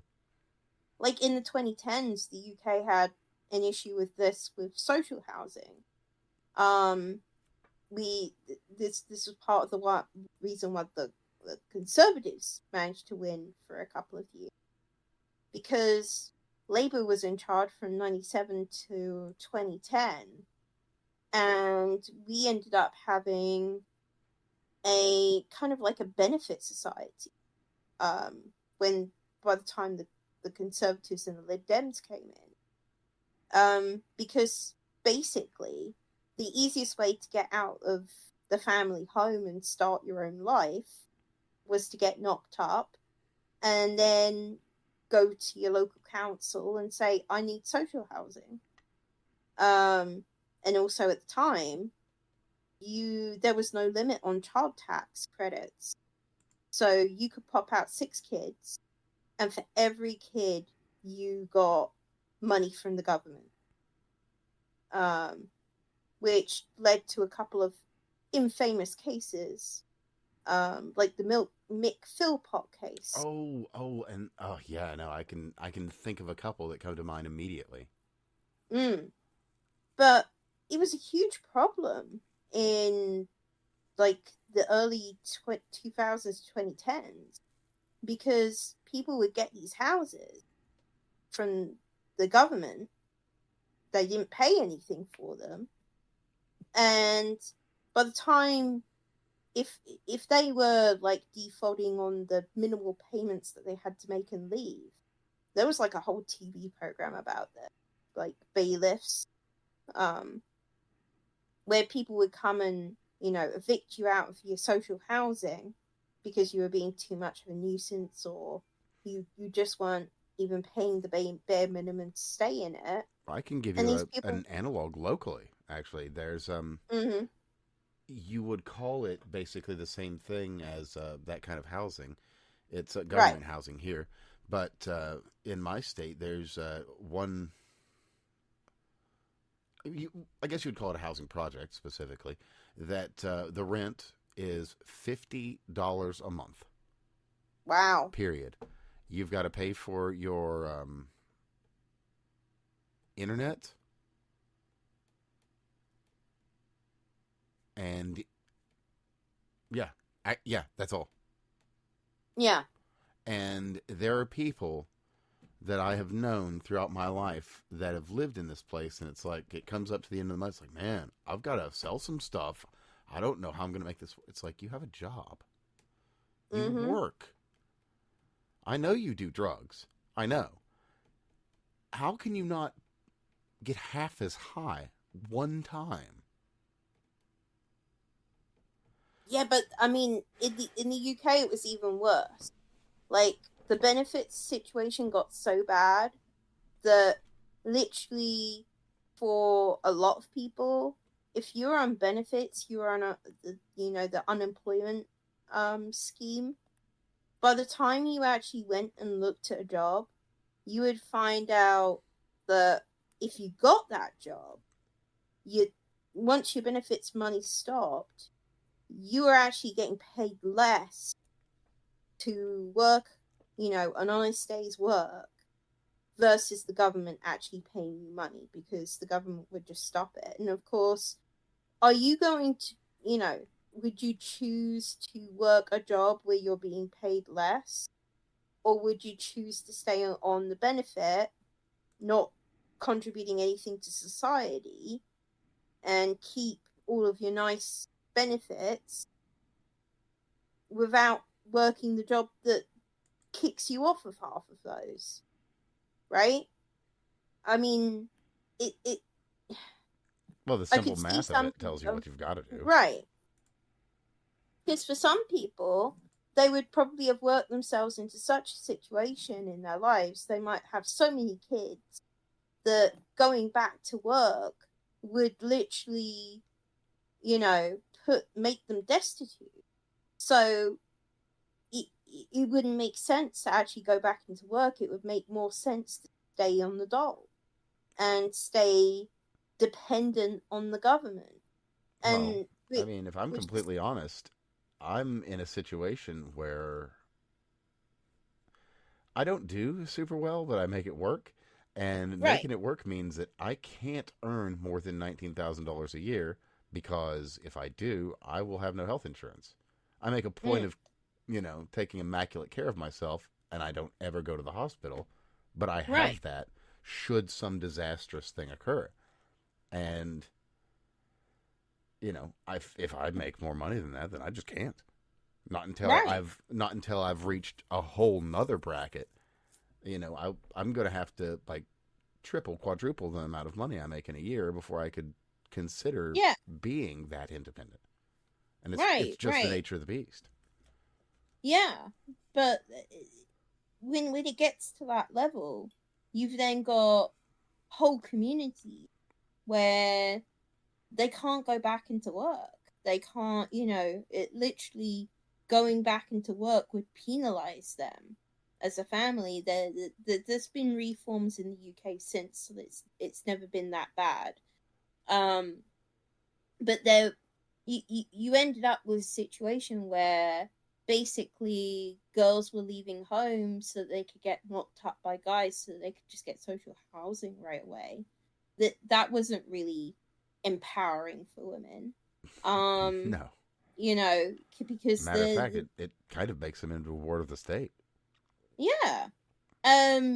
And then of course you'd have, and it kind of created this culture where you had a lot of guys that wanted to spread their seed around, because they didn't have to deal with the consequences. If they went and fathered a kid, you basically had two choices. You could either stay with the girl and have 6 kids, and then you have 6 kids that were giving you tax credits, or you could, if you slept around, you end up, obviously that would be worse for you, and you'd be on child support, but you'd have a lot of people that would settle to be in terrible relationships, and this was kind of what led to the Mick Philpott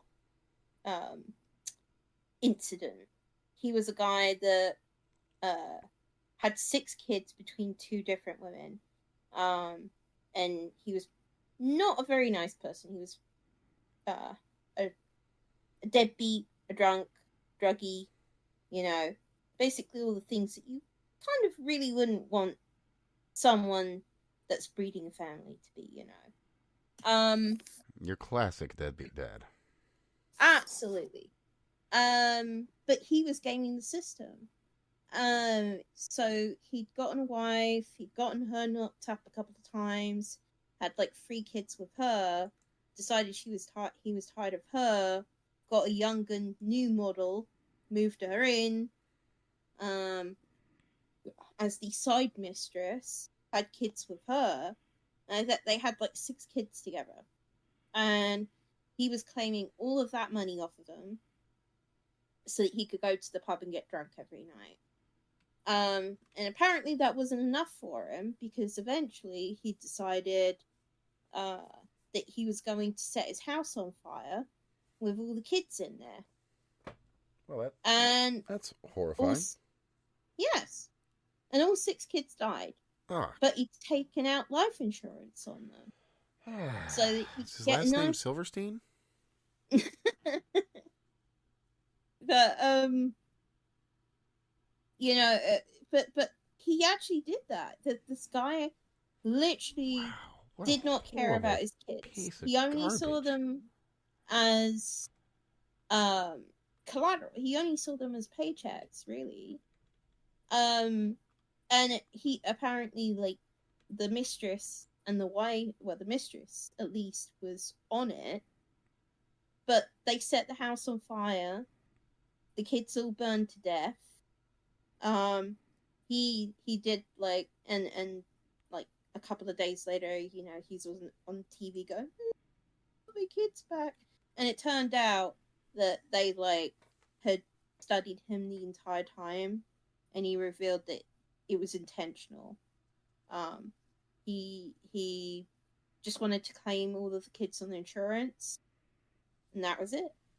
He went to jail, but of course, I should hope it led to reforms of the child tax credit system in the UK. Now, child tax credits tap out at 2 kids.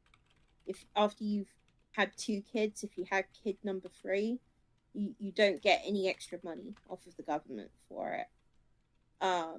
So yeah, but for a lot of people that were doing that, obviously that's a sucky situation, because now you've probably got, if you've got 4 or 5 kids, as a couple of kids that the government isn't paying for.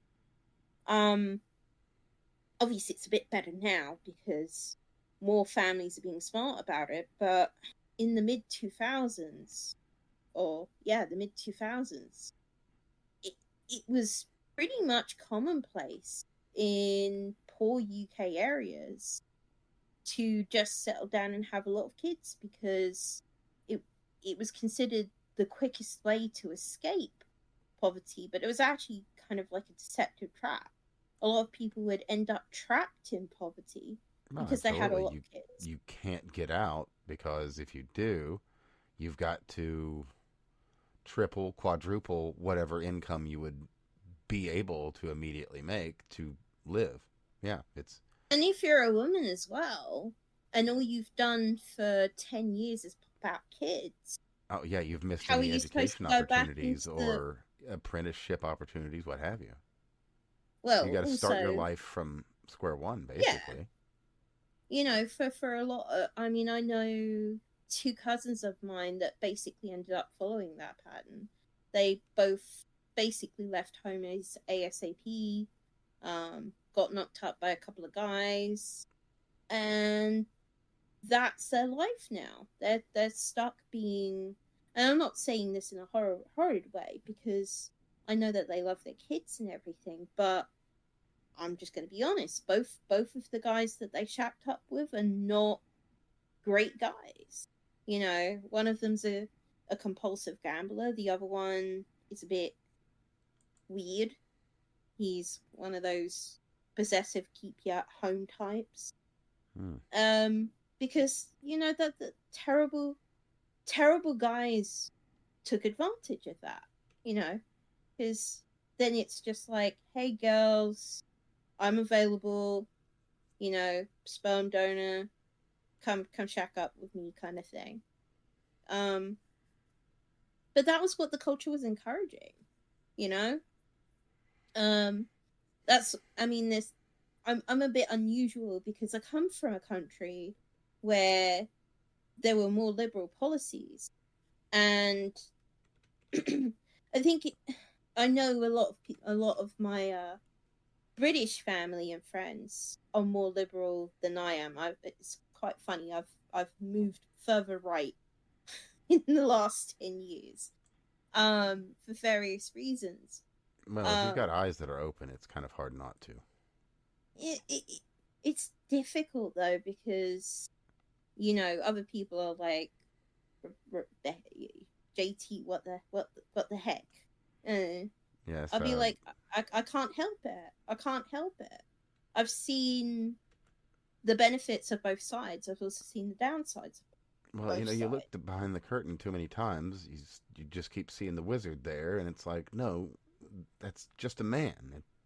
You can't put that genie back in the bottle. Like with healthcare is obviously complicated. You know, I'm not going to say that I love the insurance system here. I'm dealing with it a lot at the moment because I'm pregnant. So there's things that I like about it. There's things that I don't like about it. I don't like that hospitals don't, you know, they don't have to be upfront with the cost. I know Trump signed an EO today that's supposed to help with transparency, but I don't know. Yeah, that's actually an enormous issue, is the lack of transparency is in the entire medical industry. There's so much malfeasance that is just par for the course, just run-of-the-mill everyday business. The insurance, for instance. Any place, any at all, that you go to get medical treatment, you can pay in cash. You can ask for a cash amount, and it's going to be less than the amount that they charge the insurance company. It just will. And that's not how it ought to be. No, that part I don't like about the system here. But I kind of have an interesting kind of like comparison between the NHS and doing things here. Before I moved here, I actually had to have the left side of my wisdom teeth removed. Um, and in the UK, you can get it on the NHS, but you still have to pay.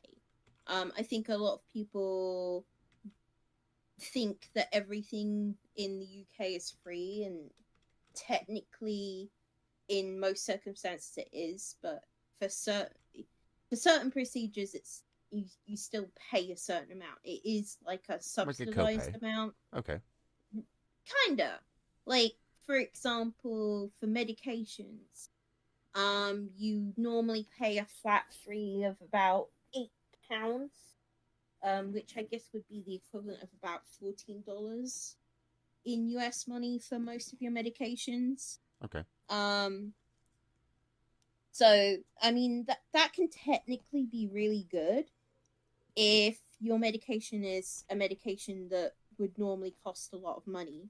Like any given cancer med or something like that, yeah. Right. But if your medication is like a medication that probably could cost under $3 or something like that in the US. Well, why don't we get spicy here? Let's say you've got a prescription for ivermectin. You know, that's an incredibly inexpensive drug. A whole prescription for months' time isn't going to be $15 retail. So, you know, that's just one of the perfect examples. But, and also, you know, I get to say ivermectin because, yeah. Right. But for I think a lot of people, typically the kind of medications you're probably going to be on are probably not going to cost that much. But typically you don't know what it would normally cost, because in the UK there's not really a way to find out what your medication would normally cost, you know, by using something like GoodRx or anything like that. Oh, I was actually wanting to bring that up as an example when you get to the United States side, because of just how disparate the pricing can be on exactly the same product. Oh yeah. I mean, obviously over here you have, you know, the options of getting the generic versus the brand and everything. But like in the UK, there's not really that shop around option unless it's something you can buy off the shelf. You know, your doctor just gives you the prescription, you pay your £8, you get the medication. You could be underpaying for the subscription, you could be overpaying for it, you know. But like going back to like procedure as an example, so with my wisdoms, I had to get my left side removed before I moved to the US. And it was going to cost me £250, and they were not going to anesthetize me. They said that they couldn't knock me out. I'm a little on the chunky side, so they said that they had concerns about that. So when it came to getting the wisdoms out, I had to go in. I had to be awake for the entire procedure. There was no option otherwise. I had to just roll with it and pay the $250. And you don't, when healthcare is free like that, they also don't really have to give you any nice bedside manner. So, you know, I mean, obviously they're not horrid, but are you getting a nice, happy person? Probably not, you know. You're lucky if you get that. In comparison, ironically, my right side wisdom started to go just after I got my first job here. And thankfully, it started to go just as my insurance kicked in. So I went to like a local dentist, you know, they checked it out. They said, yep, your other side of wisdoms are going to have to come out. And they were like, do you want to be knocked out for the procedure? And I was like, you can knock me out for the procedure? And they were like, yeah. Yeah, they had probably, no concerns. Preferable. Yeah, they had no concerns about it whatsoever. I was like, okay, cool. And they I had to go to a different clinic, but they were really great about it. Like, they took great care of me during the entire procedure. About the only downside is I probably would have liked some slightly stronger stuff for the pain medication afterwards, but I paid a similar price, even though I also got knocked out as well. I think like $250. Yeah, so actually slightly less than the NHS price.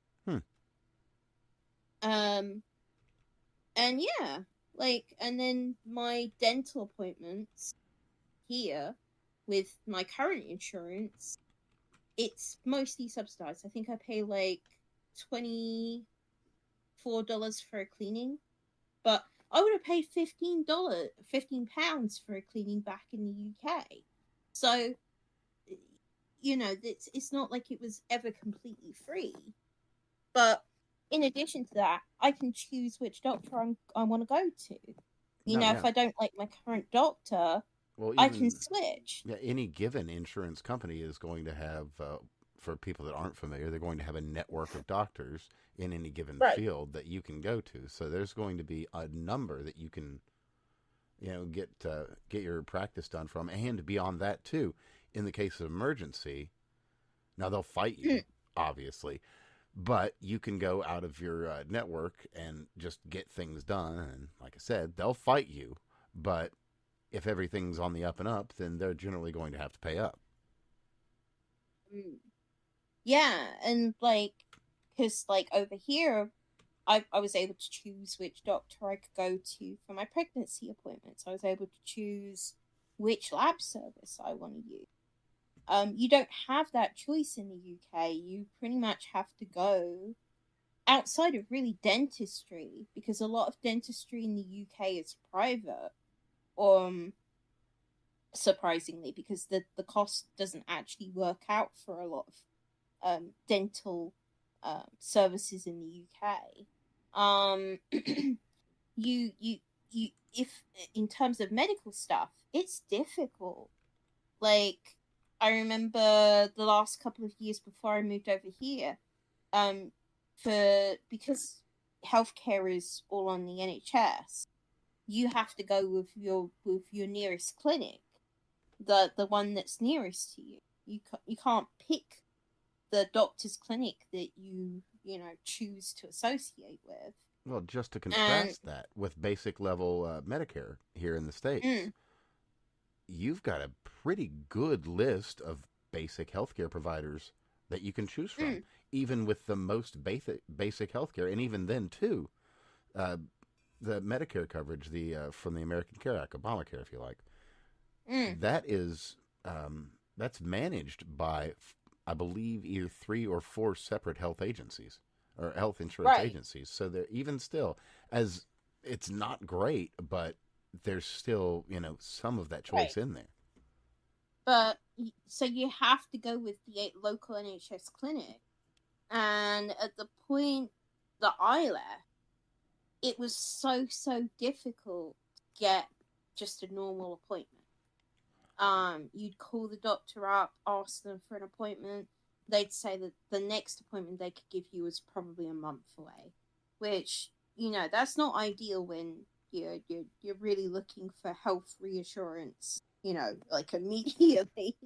Because sometimes you just want to check up. I mean, I do think there was an interesting study I heard once, because free healthcare is so accessible in the UK. When people have minor maladies, they'll go to their doctor all the time, and like the kind of thing you'd normally take care of at home. Right. You'd have. That's how I've heard that framed, actually. Yes. Colds or minor infections, and they go see their doctor, and they're taking up the doctor's time because it's free. So why worry about it? But over here, obviously, because there's always a certain cost penalty to it, everyone over here is a little bit more cagey about seeing their doctor all the time. So the facilities don't get as filled up as a result, but also the facilities over here are more up to date. Like there's more up to date machinery, whereas in the UK, depending on the quality of the NHS trust, because the NHS isn't just like a nationwide thing. Each region has an NHS trust. Oh yeah, well, I mean, that you've got handles to that area. administer any of any Right. of these local areas, and you can't cover a whole country top down with an organization like No, that. no. The UK's too I big. mean, they have like a base level of standards, but some NHS areas are better than others. And if you're in an area where the NHS trust is awful, you're stuck. You have to deal with the shitty level quality of care that you're getting in that area, which led to a lot of cases because there were several hospitals in the UK that have gone through like legal cases. I think there was a recent one with there was a Lisa Letby who was a former neonatal nurse who worked at Countess of Chester Hospital between June 2015 and June 2016. She was charged in November 2020 with attempted murder of 17 babies that were under her care. No, that's terrible. And and there was also Dr. Howard Shipman that was also taking advantage of the NHS as well. He was a doctor and he was literally going in and murdering patients. Now, obviously, these are fringe cases, but if, because it's free at the point of care, it's very difficult to get a complaint through. It's kind of, because, obviously over here, right, because you're paying for it, the doctors have to perform good service, because they want you to come back. They want you to choose them again. Whereas with a free healthcare system, if they give you... Well, if you want the service, you're just going to come back because this is where the service is. Exactly. As opposed to, I would really like it if you could bring your business back to me as opposed to your other options. So you've got this, you've got a marketplace, and in a marketplace, there's competition. Right. And so, because this is something I always say to people is, yeah, we got it for free, but were the hospitals as nice? Was the service as nice? No, absolutely not. You would, especially in the last 10, 15 years, you would see your doctor and your doctor would be like, hi, how you doing? Do your checks, but they don't really have to do anything else, because if they're a bit rude to you, what does it matter? You're still going to come back to them at the end of the day. Maybe if you're exceptionally rude, you might, be able to complain and get another doctor. But that's the thing for me when people kind of talk about, oh, you can get things for free. I mean, yeah, you can. And don't get me wrong, sometimes I miss that because, right now, having a baby is expensive. You're paying for ultrasounds. I don't pay for my appointments, thankfully. On my insurance covers that, but everything else around it, I'm paying money for. Like the ultrasounds, I'm paying like $150 a time, and that sucks a little bit. But I'm getting, Well, you feel you're getting a better quality of care? Yeah. I had the anatomy scan for 20 weeks. And we got a tech that did a whole full 45-minute scan. She talked us through everything that we were seeing. She had she was very, very nice. Now, the price was definitely oof, because the anatomy scan, or the anomaly scan, is like the big one to check that the baby has all of its limbs, it doesn't have anything missing or anything that would cause a worry, midway through the pregnancy. So I kind of get it that it's going to be a bit more expensive, but no, like, the hospitals are nice here, but it's a similar thing with university education as well. Like, in comparison between me and my husband, I've got 9,000 £9,000 student loan. I actually went to university twice, so I'm there with you. I thankfully I dropped out after the second semester, so the first time didn't cost too much. I did twice. I did a degree back when in 2010s, because it was the next thing to do after compulsory education. I don't regret doing it, but later on I did a teaching degree, because it turned out that I was actually really good at teaching. I'd done some volunteer teaching in computer science, and apparently I have a gift for that. I'm actually, partially because of that and because of my experiences, I actually do work as a trainer now. So, cool. It worked out.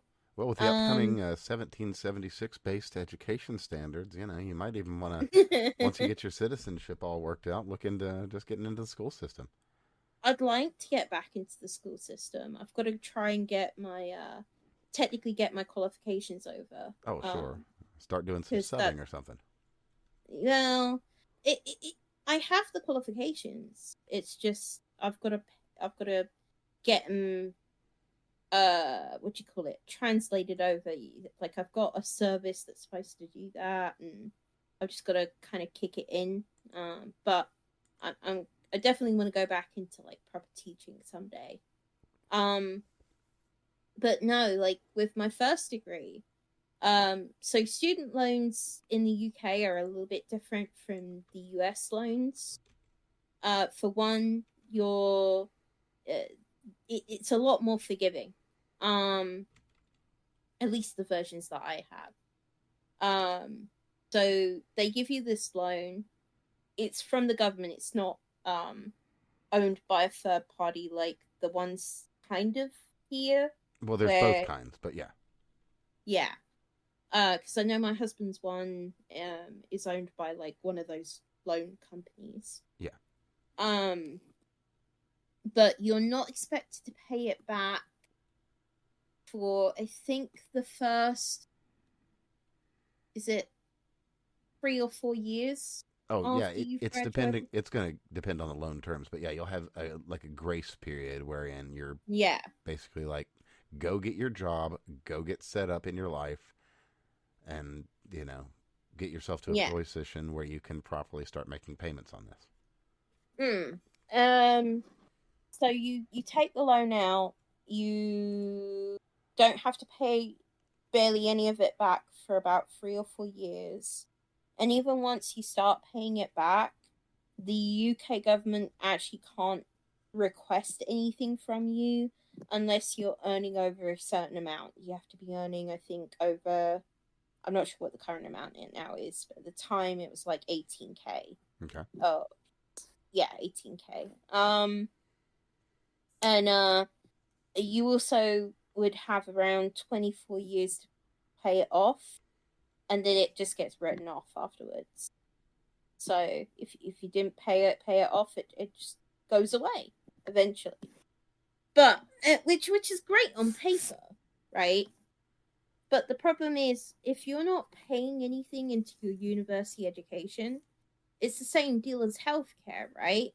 You don't really have an ownership stake.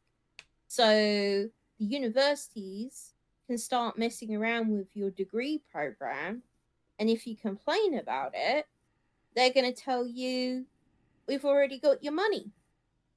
You know? Mm-hmm. Because this actually happened with me. My first degree, I signed up for it. The guy that was running the program was probably there for 6 months, and he got promoted. And he was literally like sayonara suckers kind of thing. Like, he barely trained a backup, and he was gone from our program completely. Oh, wow. And I mean, the other guy tried to do his best, but it wasn't great, you know. And I got frustrated about it. I've always been the type that goes in for, you know, student council and all of that stuff. And I remember going to like a council meeting to say, because we had other situations going on where teachers suddenly quit, and they would rehire people that didn't actually know the what they were teaching at all, like barely. I mean, bear in mind, you're about to be put on the line for a loan that you're going to have to pay off for, you know, the next 24 years.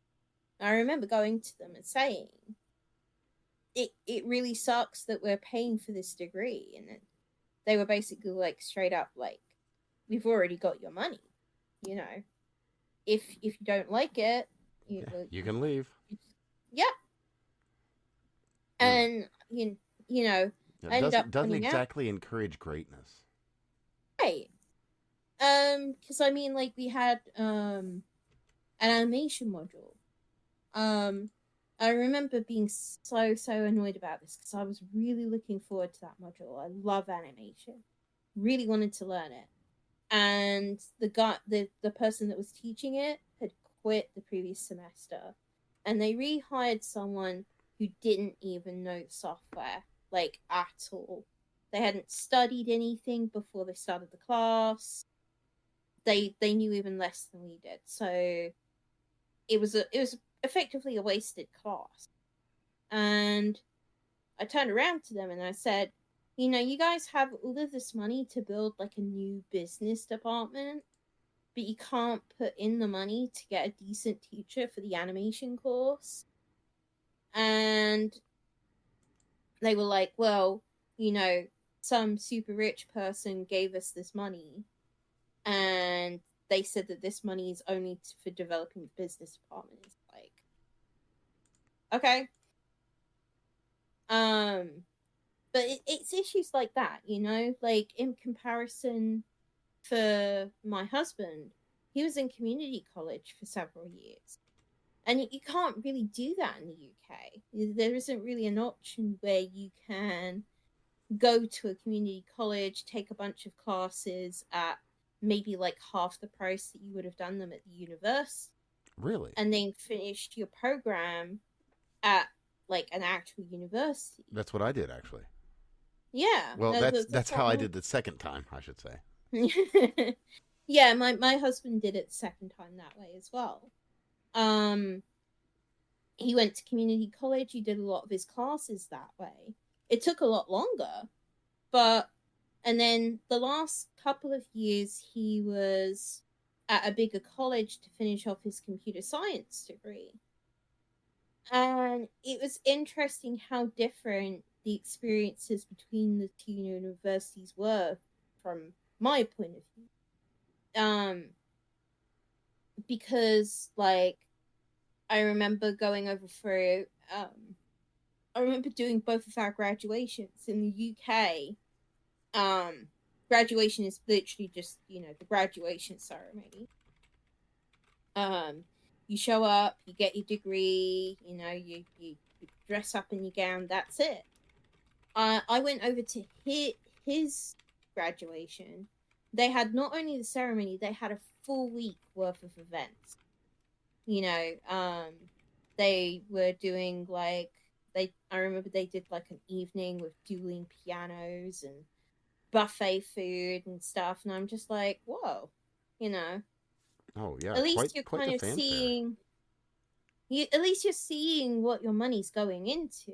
You know, I'm not saying that the US system by any means is perfect, because obviously it's not, with all of the issues going on with education. And this is the sad part as well, is, education could be so much better, by both sides, to be honest. Oh, for sure. But right now, because of the ideological things going on, it's kind of stalled. Like, we could be looking at building up computer science. We could be looking at building up vocational courses. And I know this is, I think, something that this current admin's looking into, which is great, because there needs to be alternatives out there. I completely agree, and I'd say that I've put it in a way that I would say is about as succinct as possible, and probably much more crude than the terms you would use. But we've been burning money in the diversity fire that we could have used to build a city on the moon. Right. I mean, not, like I said, the UK has its benefits, it has its downdraw, it's like, when I did my teaching degree was great. I did that for about a year and a half. And it included teaching a whole class for experience. I got like audits every week when I was teaching. I got, teaching on the job, and that was great. But it still cost a lot of money to even get to that point. But it's the main problem with teaching right now is, you don't know kind of what you're coming into. You coming, like, this would be the concern for me as a teacher right now. It's a lot of that's going to be the region. Would my values be compromised if I have to go to a certain school or whatever, Well, luckily, you're in Florida, so you'd actually be safe. Well, yeah. Obviously, there's the advantage of that. I'm actually in an area teaching in a place like San Francisco, oh my God. Oh, yeah. I could only imagine how a person that actually cares about children, God, that would be horrible. I could only imagine how awful it would be to have to subject children to some of the things that's just part of your part of the necessities of your education system out in places like that. I mean, or at the opposite end, a place like Detroit, where you can't even have a class, where the majority of children aren't even literate. Honestly, my husband comes from Michigan, and I have a lot of love for Michigan, but also my heart hurts for Michigan because I've seen what it's like over there, and it's horrid. Because for a lot of families that live in the areas around the outskirts of Detroit, there's so much drugs out there. And it's so widespread that there's so many families that are mired in drugs as a result. Oh, not just urban blight, but blight on the population as well. It's right. It's just devastation laid bare. Because my husband moved to Florida in 2015 before we got married. Oh wow! So he really did get to see it fall. Yeah. Well, I mean, from my experience, because it was interesting for me to see what it's like to see urban America outside of tourist America, if that makes sense. Growing up, if you go to places like Orlando, a lot of the touristy side of Orlando is very, very showy. And I remember when I started dating Jim, because his mom kind of came on the trip. She was staying outside the touristy areas, and it was kind of interesting and fascinating for me kind of see this and also see it later on in Michigan, how crazy the financial divide is in some areas. Like, you go down some streets and that have like mansions, and then a couple of blocks away you've got like shanty towns and ghettos, like literal shanty towns and ghettos in comparison. Like the living quality disparities was crazy, you know. There's not I know I think intimately what you're talking about. right. I mean, not that I'm saying UK doesn't have its same things, but you know, you have your council areas and all of that business. But usually that's like a very specific region of town. You have to specifically seek it, you know? Whereas in the UK, you know, like if an area is abundant or thriving, it's generally like that whole area rather than, you know, scraps of it.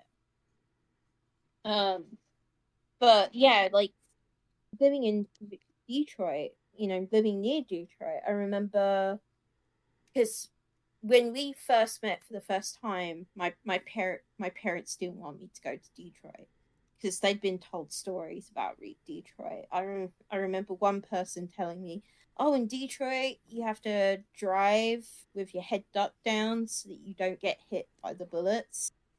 And Not and necessarily a bad idea, but that's just certain neighborhoods. Yeah, but yeah, that said, obviously. it is kind of certain neighborhoods. Oh no, absolutely. And I mean, you know, obviously, eventually, I went over there, and it wasn't quite to that level, but you know, you've got like whole areas of Detroit where you know you can see the drug houses that were burnt out, Oh, and on that note, someone that you may or may not be familiar with that I'll recommend for you. Also, I'd recommend it for Jim because he'll really mm, get a kick out of it. Uh, but for the both of you and for anyone listening, is to look up Brandon Buckingham.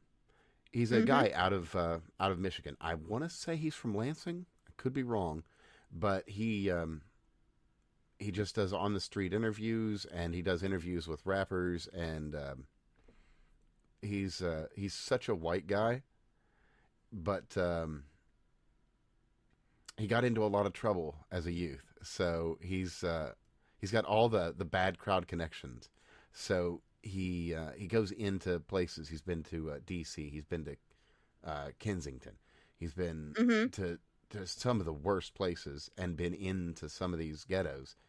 And because of who he is and what a real person he is, he's been able to get an okay, inside edge on some of these. So I would absolutely recommend you. I'll give you a link later, but for anybody that's tuned in, it's mm-hmm, um, it's a really great look at a side of America that just isn't covered. That right. you have to live there to see, and he's one of the few voices out there, actually, providing those stories. Mm-hmm. Because I mean, for several years I would fly over to Michigan to visit my husband. Um, and like I like I said, I have a lot of love for Michigan. There's a certain roughness to it that almost has a charm to it. Like Detroit actually is quite charming in its own way. You Well, can it was tell once a that. jewel city. Mm, like you know we'd go out there for like the big anime convention, and we'd also you know explore the city, and there's definitely a charm to it, but there's a roughness there. That you know there's definitely a lot that hasn't been resolved over time. um and it affects the outer areas as well. Like I know for a lot of my husband's family, a lot of them lived in Michigan, but so much of the family has been ravaged by drugs. You know, there's this, you know, even around the people that they know, there's like so many stories of drug overdoses, and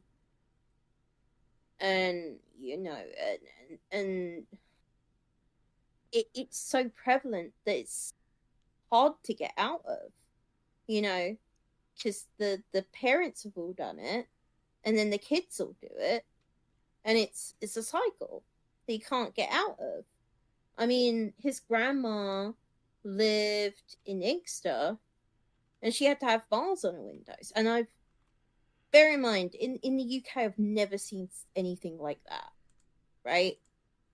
So to come to America and go to a house where people literally have to have bars on the windows is interesting. Undoubtedly. I'd heard stories from his family about, people casually robbing each other, or, it's just sad that these communities don't get help. And that they go ignored as well, and then there's this assumption that there's only certain groups that are getting marginalized, but it's happening to all people, all walks of life, and then you'd hear about like the politics in the local area as well. American politics is definitely very different to UK politics. Some in good ways, some in bad ways, but like you'd hear stories about how corrupt like the Detroit mayor was, and I'll be like, dang, that's crazy, because effectively they're spending more time being corrupt than they are actually fixing anything. Sadly. I know like 10 years ago they were trying to repackage Michigan or Detroit as a bit of a foodie capital, and I think that unfortunately kind of fell apart after a bit, which was a shame, because there was a bit of a build up for that, but then it got stigmatized as gentrifying the area, which of course was a shame. And then once the gentrification ends, then the white flight begins until the gentrification begins again. Right. And the circle of life. Because there's a lot to love about Michigan. I got to see Saugatuck. I got to see Mackinac. Mackinac is beautiful. Great Lakes. Grand Rapids. I mean, like, it's crazy because Grand Rapids is definitely very liberal. And of course, because it's the university town, it's the prettiest looking area. But then you've also got places like Frankenmuth as well, which is just like a giant traditional German town.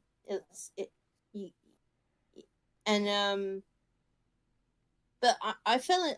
I do have a lot of love for Michigan, but it's sad what the situation is there. Like, and I mean, like, being in Florida through COVID was also very interesting for me. Oh, goodness, yes. It would have to have been incredibly eye-opening to deal with that and just watch how not only not everywhere, but how there was so everything many was disparate reactions just across the United States. And then when we go into Europe, Africa basically just kind of did whatever and was surprisingly fine. Cough, ivermectin, cough. But, cough. But anyway, you look at a place like Israel, they locked down completely, and every single individual, you had to have your vax card, you had to be up to date, or you weren't going out of your house. Israel was right on par with how China was treating their citizens. I mean, not quite so bad, but things were. So it was incredibly eye-opening for all of us, no matter where we were, to see just how this all played out. Because I mean, where we obviously here in Florida, we were on lockdown for probably like 2 months, and then it got lifted, and they never really put it back on again.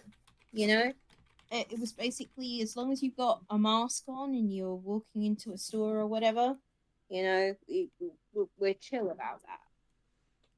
Whereas in comparison, obviously a lot of my family lives in the UK,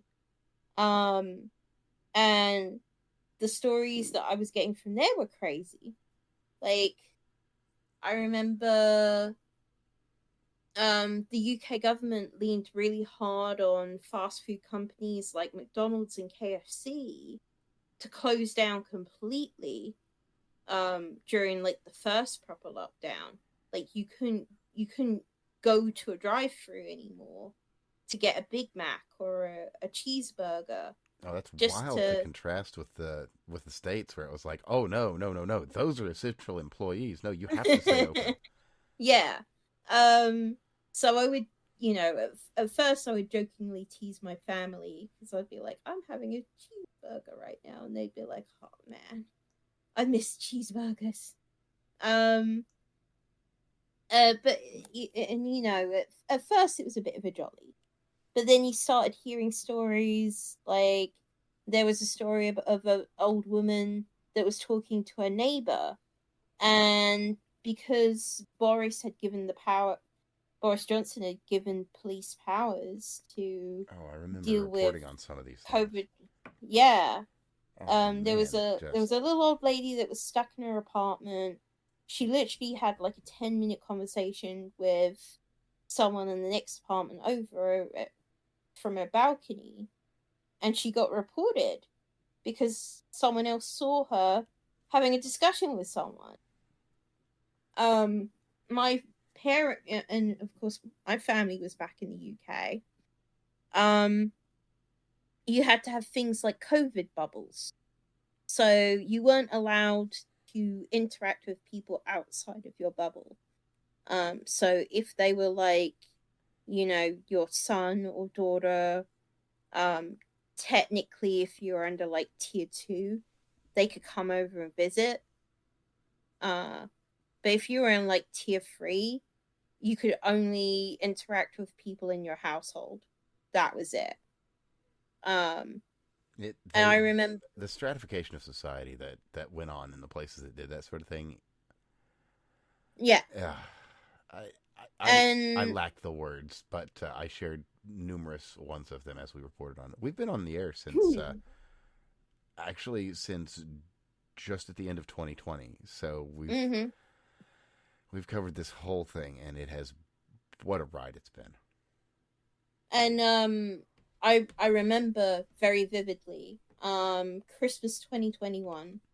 My parents had been, you know, they'd obeyed the rules the entire time. My dad was a huge like lockdown proponent. I said to him, I don't think you need to be locked down that hard, but he got super paranoid about it, which was heartbreaking to hear, you know, because he's not normally that kind of guy, but he was literally, because he's got asthma, so for him, you know, he's got a pre-existing condition, so of course he's being told how bad it all is. And all these awful people that are out here just intentionally putting his life in danger. So, you know, even when they'd go out grocery shopping, he'd stay in the car because he didn't want to go into a supermarket. Just digging into that specifically for a moment, there's a lot of people who have suffered terribly because of this, because they never got the exposure to people that people need to have normally for proper immune function. Right. No, I agree. Because I would say to him, you know, you got to get out a little bit, and he'd be like, no, I don't want to risk it. And I kind of understand that because he's been fed fear over and over again. It's like, look, you're going to die if you do this. You know, because I would say to them, you know, I mean, obviously, you know, their argument would be, you know, Florida's warm all year long. So COVID never really had ideal conditions here. Obviously, the UK gets colder. But we finally got to that point where the first wave of COVID had calmed down, and Boris finally let the restrictions lifted a little bit again. And I remember it was the lead up to Christmas. My parents were going to go spend Christmas Day with my aunt and uncle, which was kind of like our family tradition, even before I moved out. Sure. And I was excited for them because they've sequestered themselves for almost a year and a half. They needed this, and then of course the beta variant suddenly went, just in time, live. Yeah. And Boris comes out and says, okay, there's now a tier 3. Yeah, there's now like a red tier. And of course, my parents were in the red tier area. So they were suddenly told, after Boris Johnson had said to everyone, we're not cancelling Christmas, you'll still get to have your Christmas. Like, this was 2 weeks before Christmas. And bear in mind, in the UK, there isn't a Thanksgiving, right? So this is the family holiday. Yeah, this is the winter festival. Right? They've already planned to have this meal with family. And now, 2 weeks before Christmas, they're being told they're on the highest alert, like next tier. It was even worse than the normal lockdown because they couldn't see anyone. They had to stay home. If they'd even had like my brother and his partner over, they would have been in big trouble. To speak nothing of Boris Johnson and his cocaine-fueled parties. Cough, cough. Well, yes. Because this was the same Christmas where it turned out that they were having parties at Downing Street.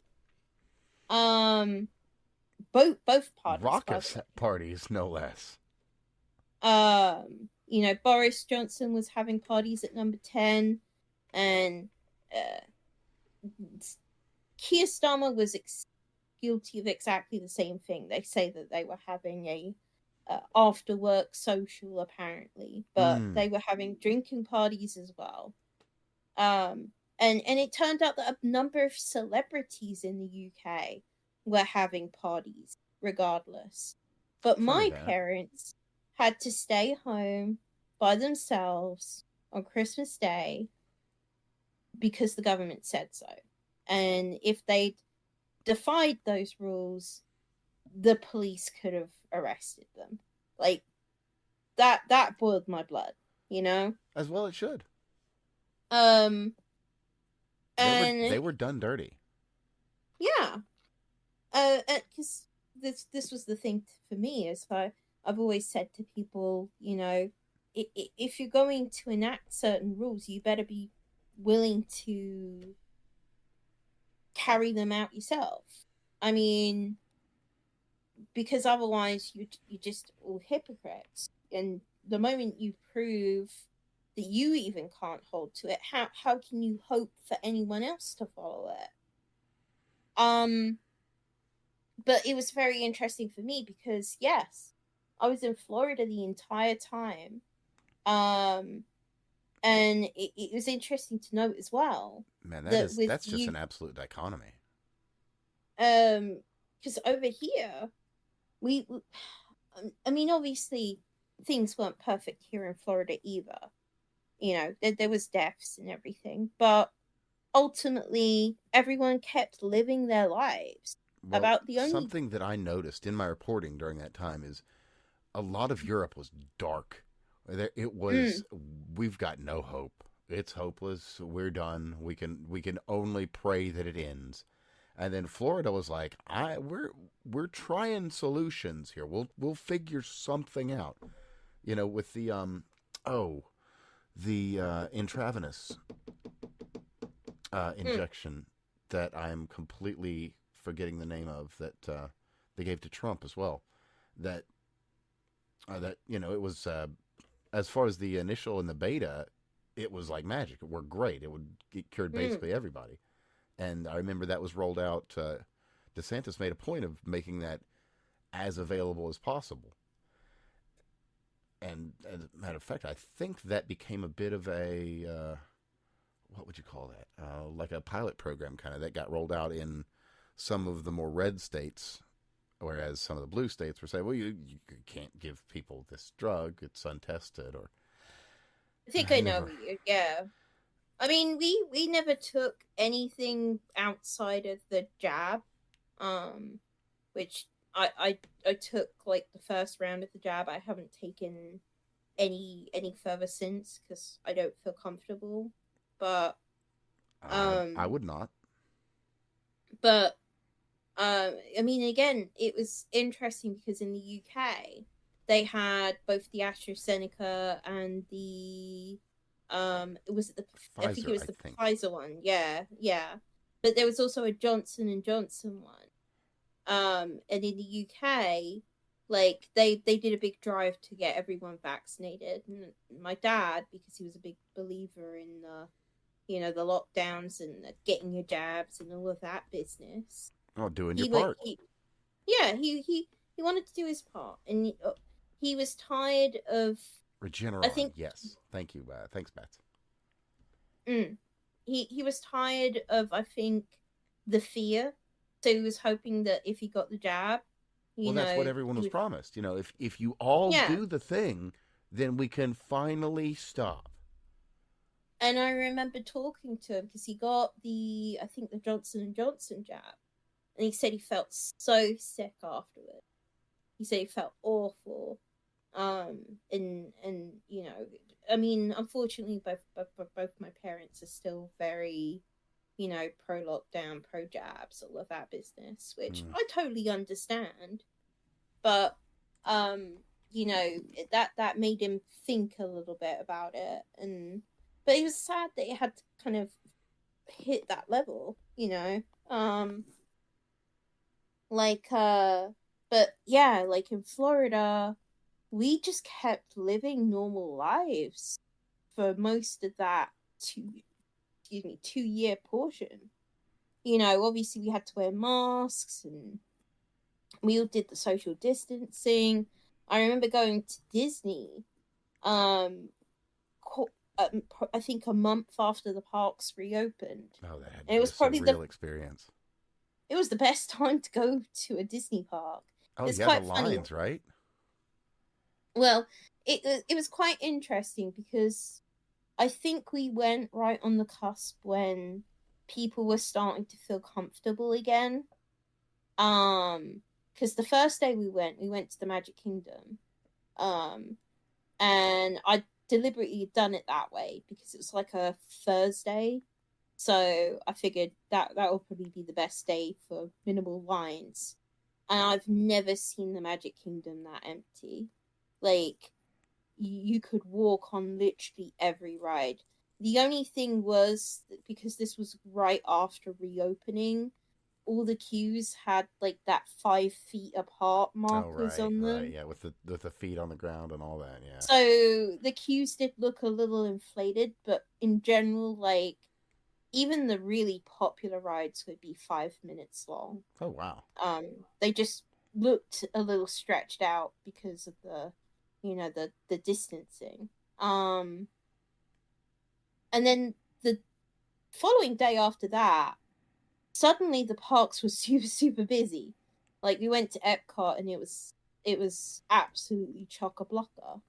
Um, so I was a little bit disappointed by that, but I mean, it was still not as busy now. Now those parks are crazy busy again. Um, but that was a really good time to go back when people were still kind of cautious about it. Um, I mean, like, we'd go walking out in parks, and it was just kind of surreal to think about the fact that we could enjoy that freedom. But if you were like in the UK, like walking around in the park at night, you'd probably get flipping a policeman being like, "Oi, what are you doing outside after curfew? Because I think there was like literal curfew stuff. Yeah. You know, it was crazy Quite to literally. think about that. But yeah, no. It is 1:20, so I think I'm gonna have to A little wrap late. up. Understood. I mean, I'm not going to interrupt you, but it is well past the witching hour, and I'm not going to keep you up any longer. Was there anything else you were wanting to cover before we sign off for that? Or is there any questions you might have had? Because, like I said, we've been on the air this whole time pretty intimately covering it. Is there anything that maybe I can tell you that you might be curious about?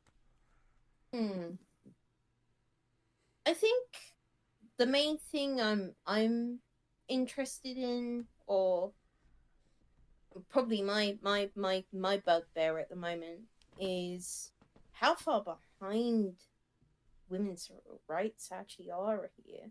It's sad, you know, in the sense of childcare.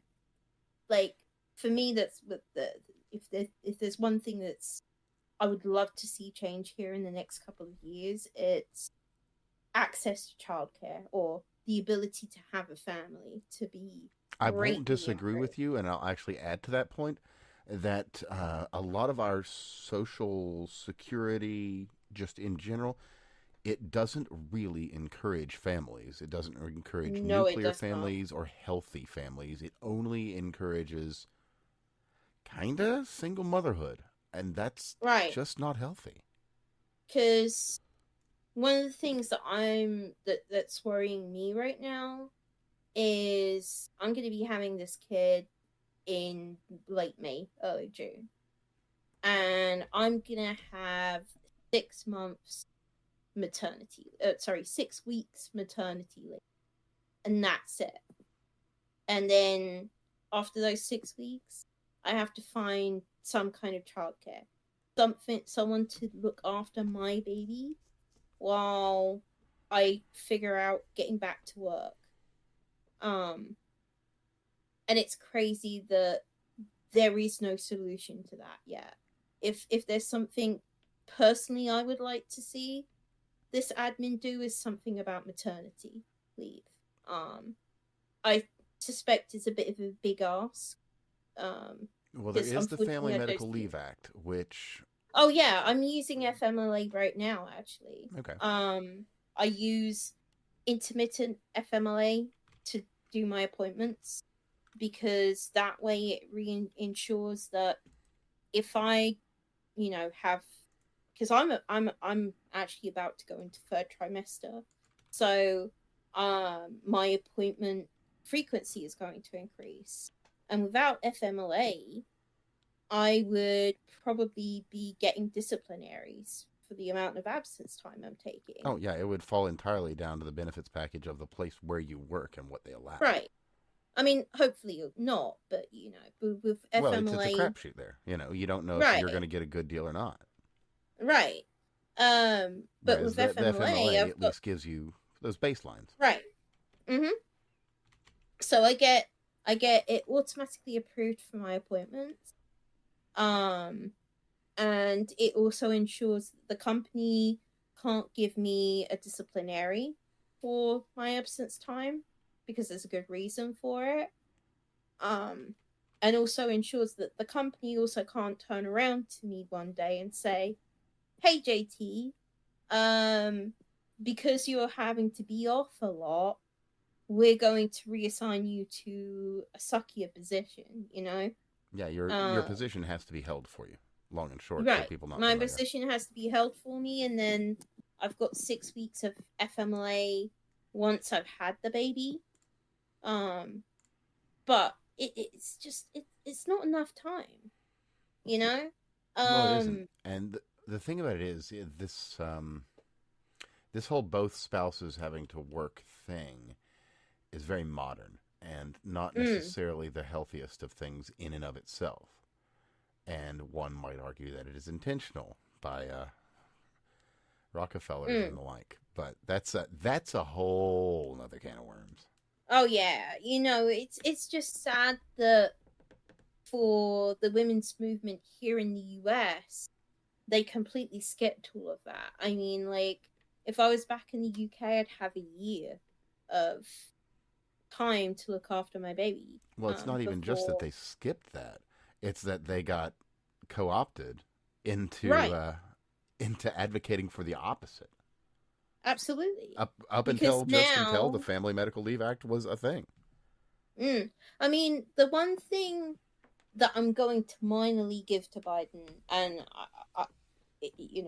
this is still being somewhat charitable towards him because I think his entire admin was a shit show. Well, we But have to be charitable to the disabled, so that's fair. that's true.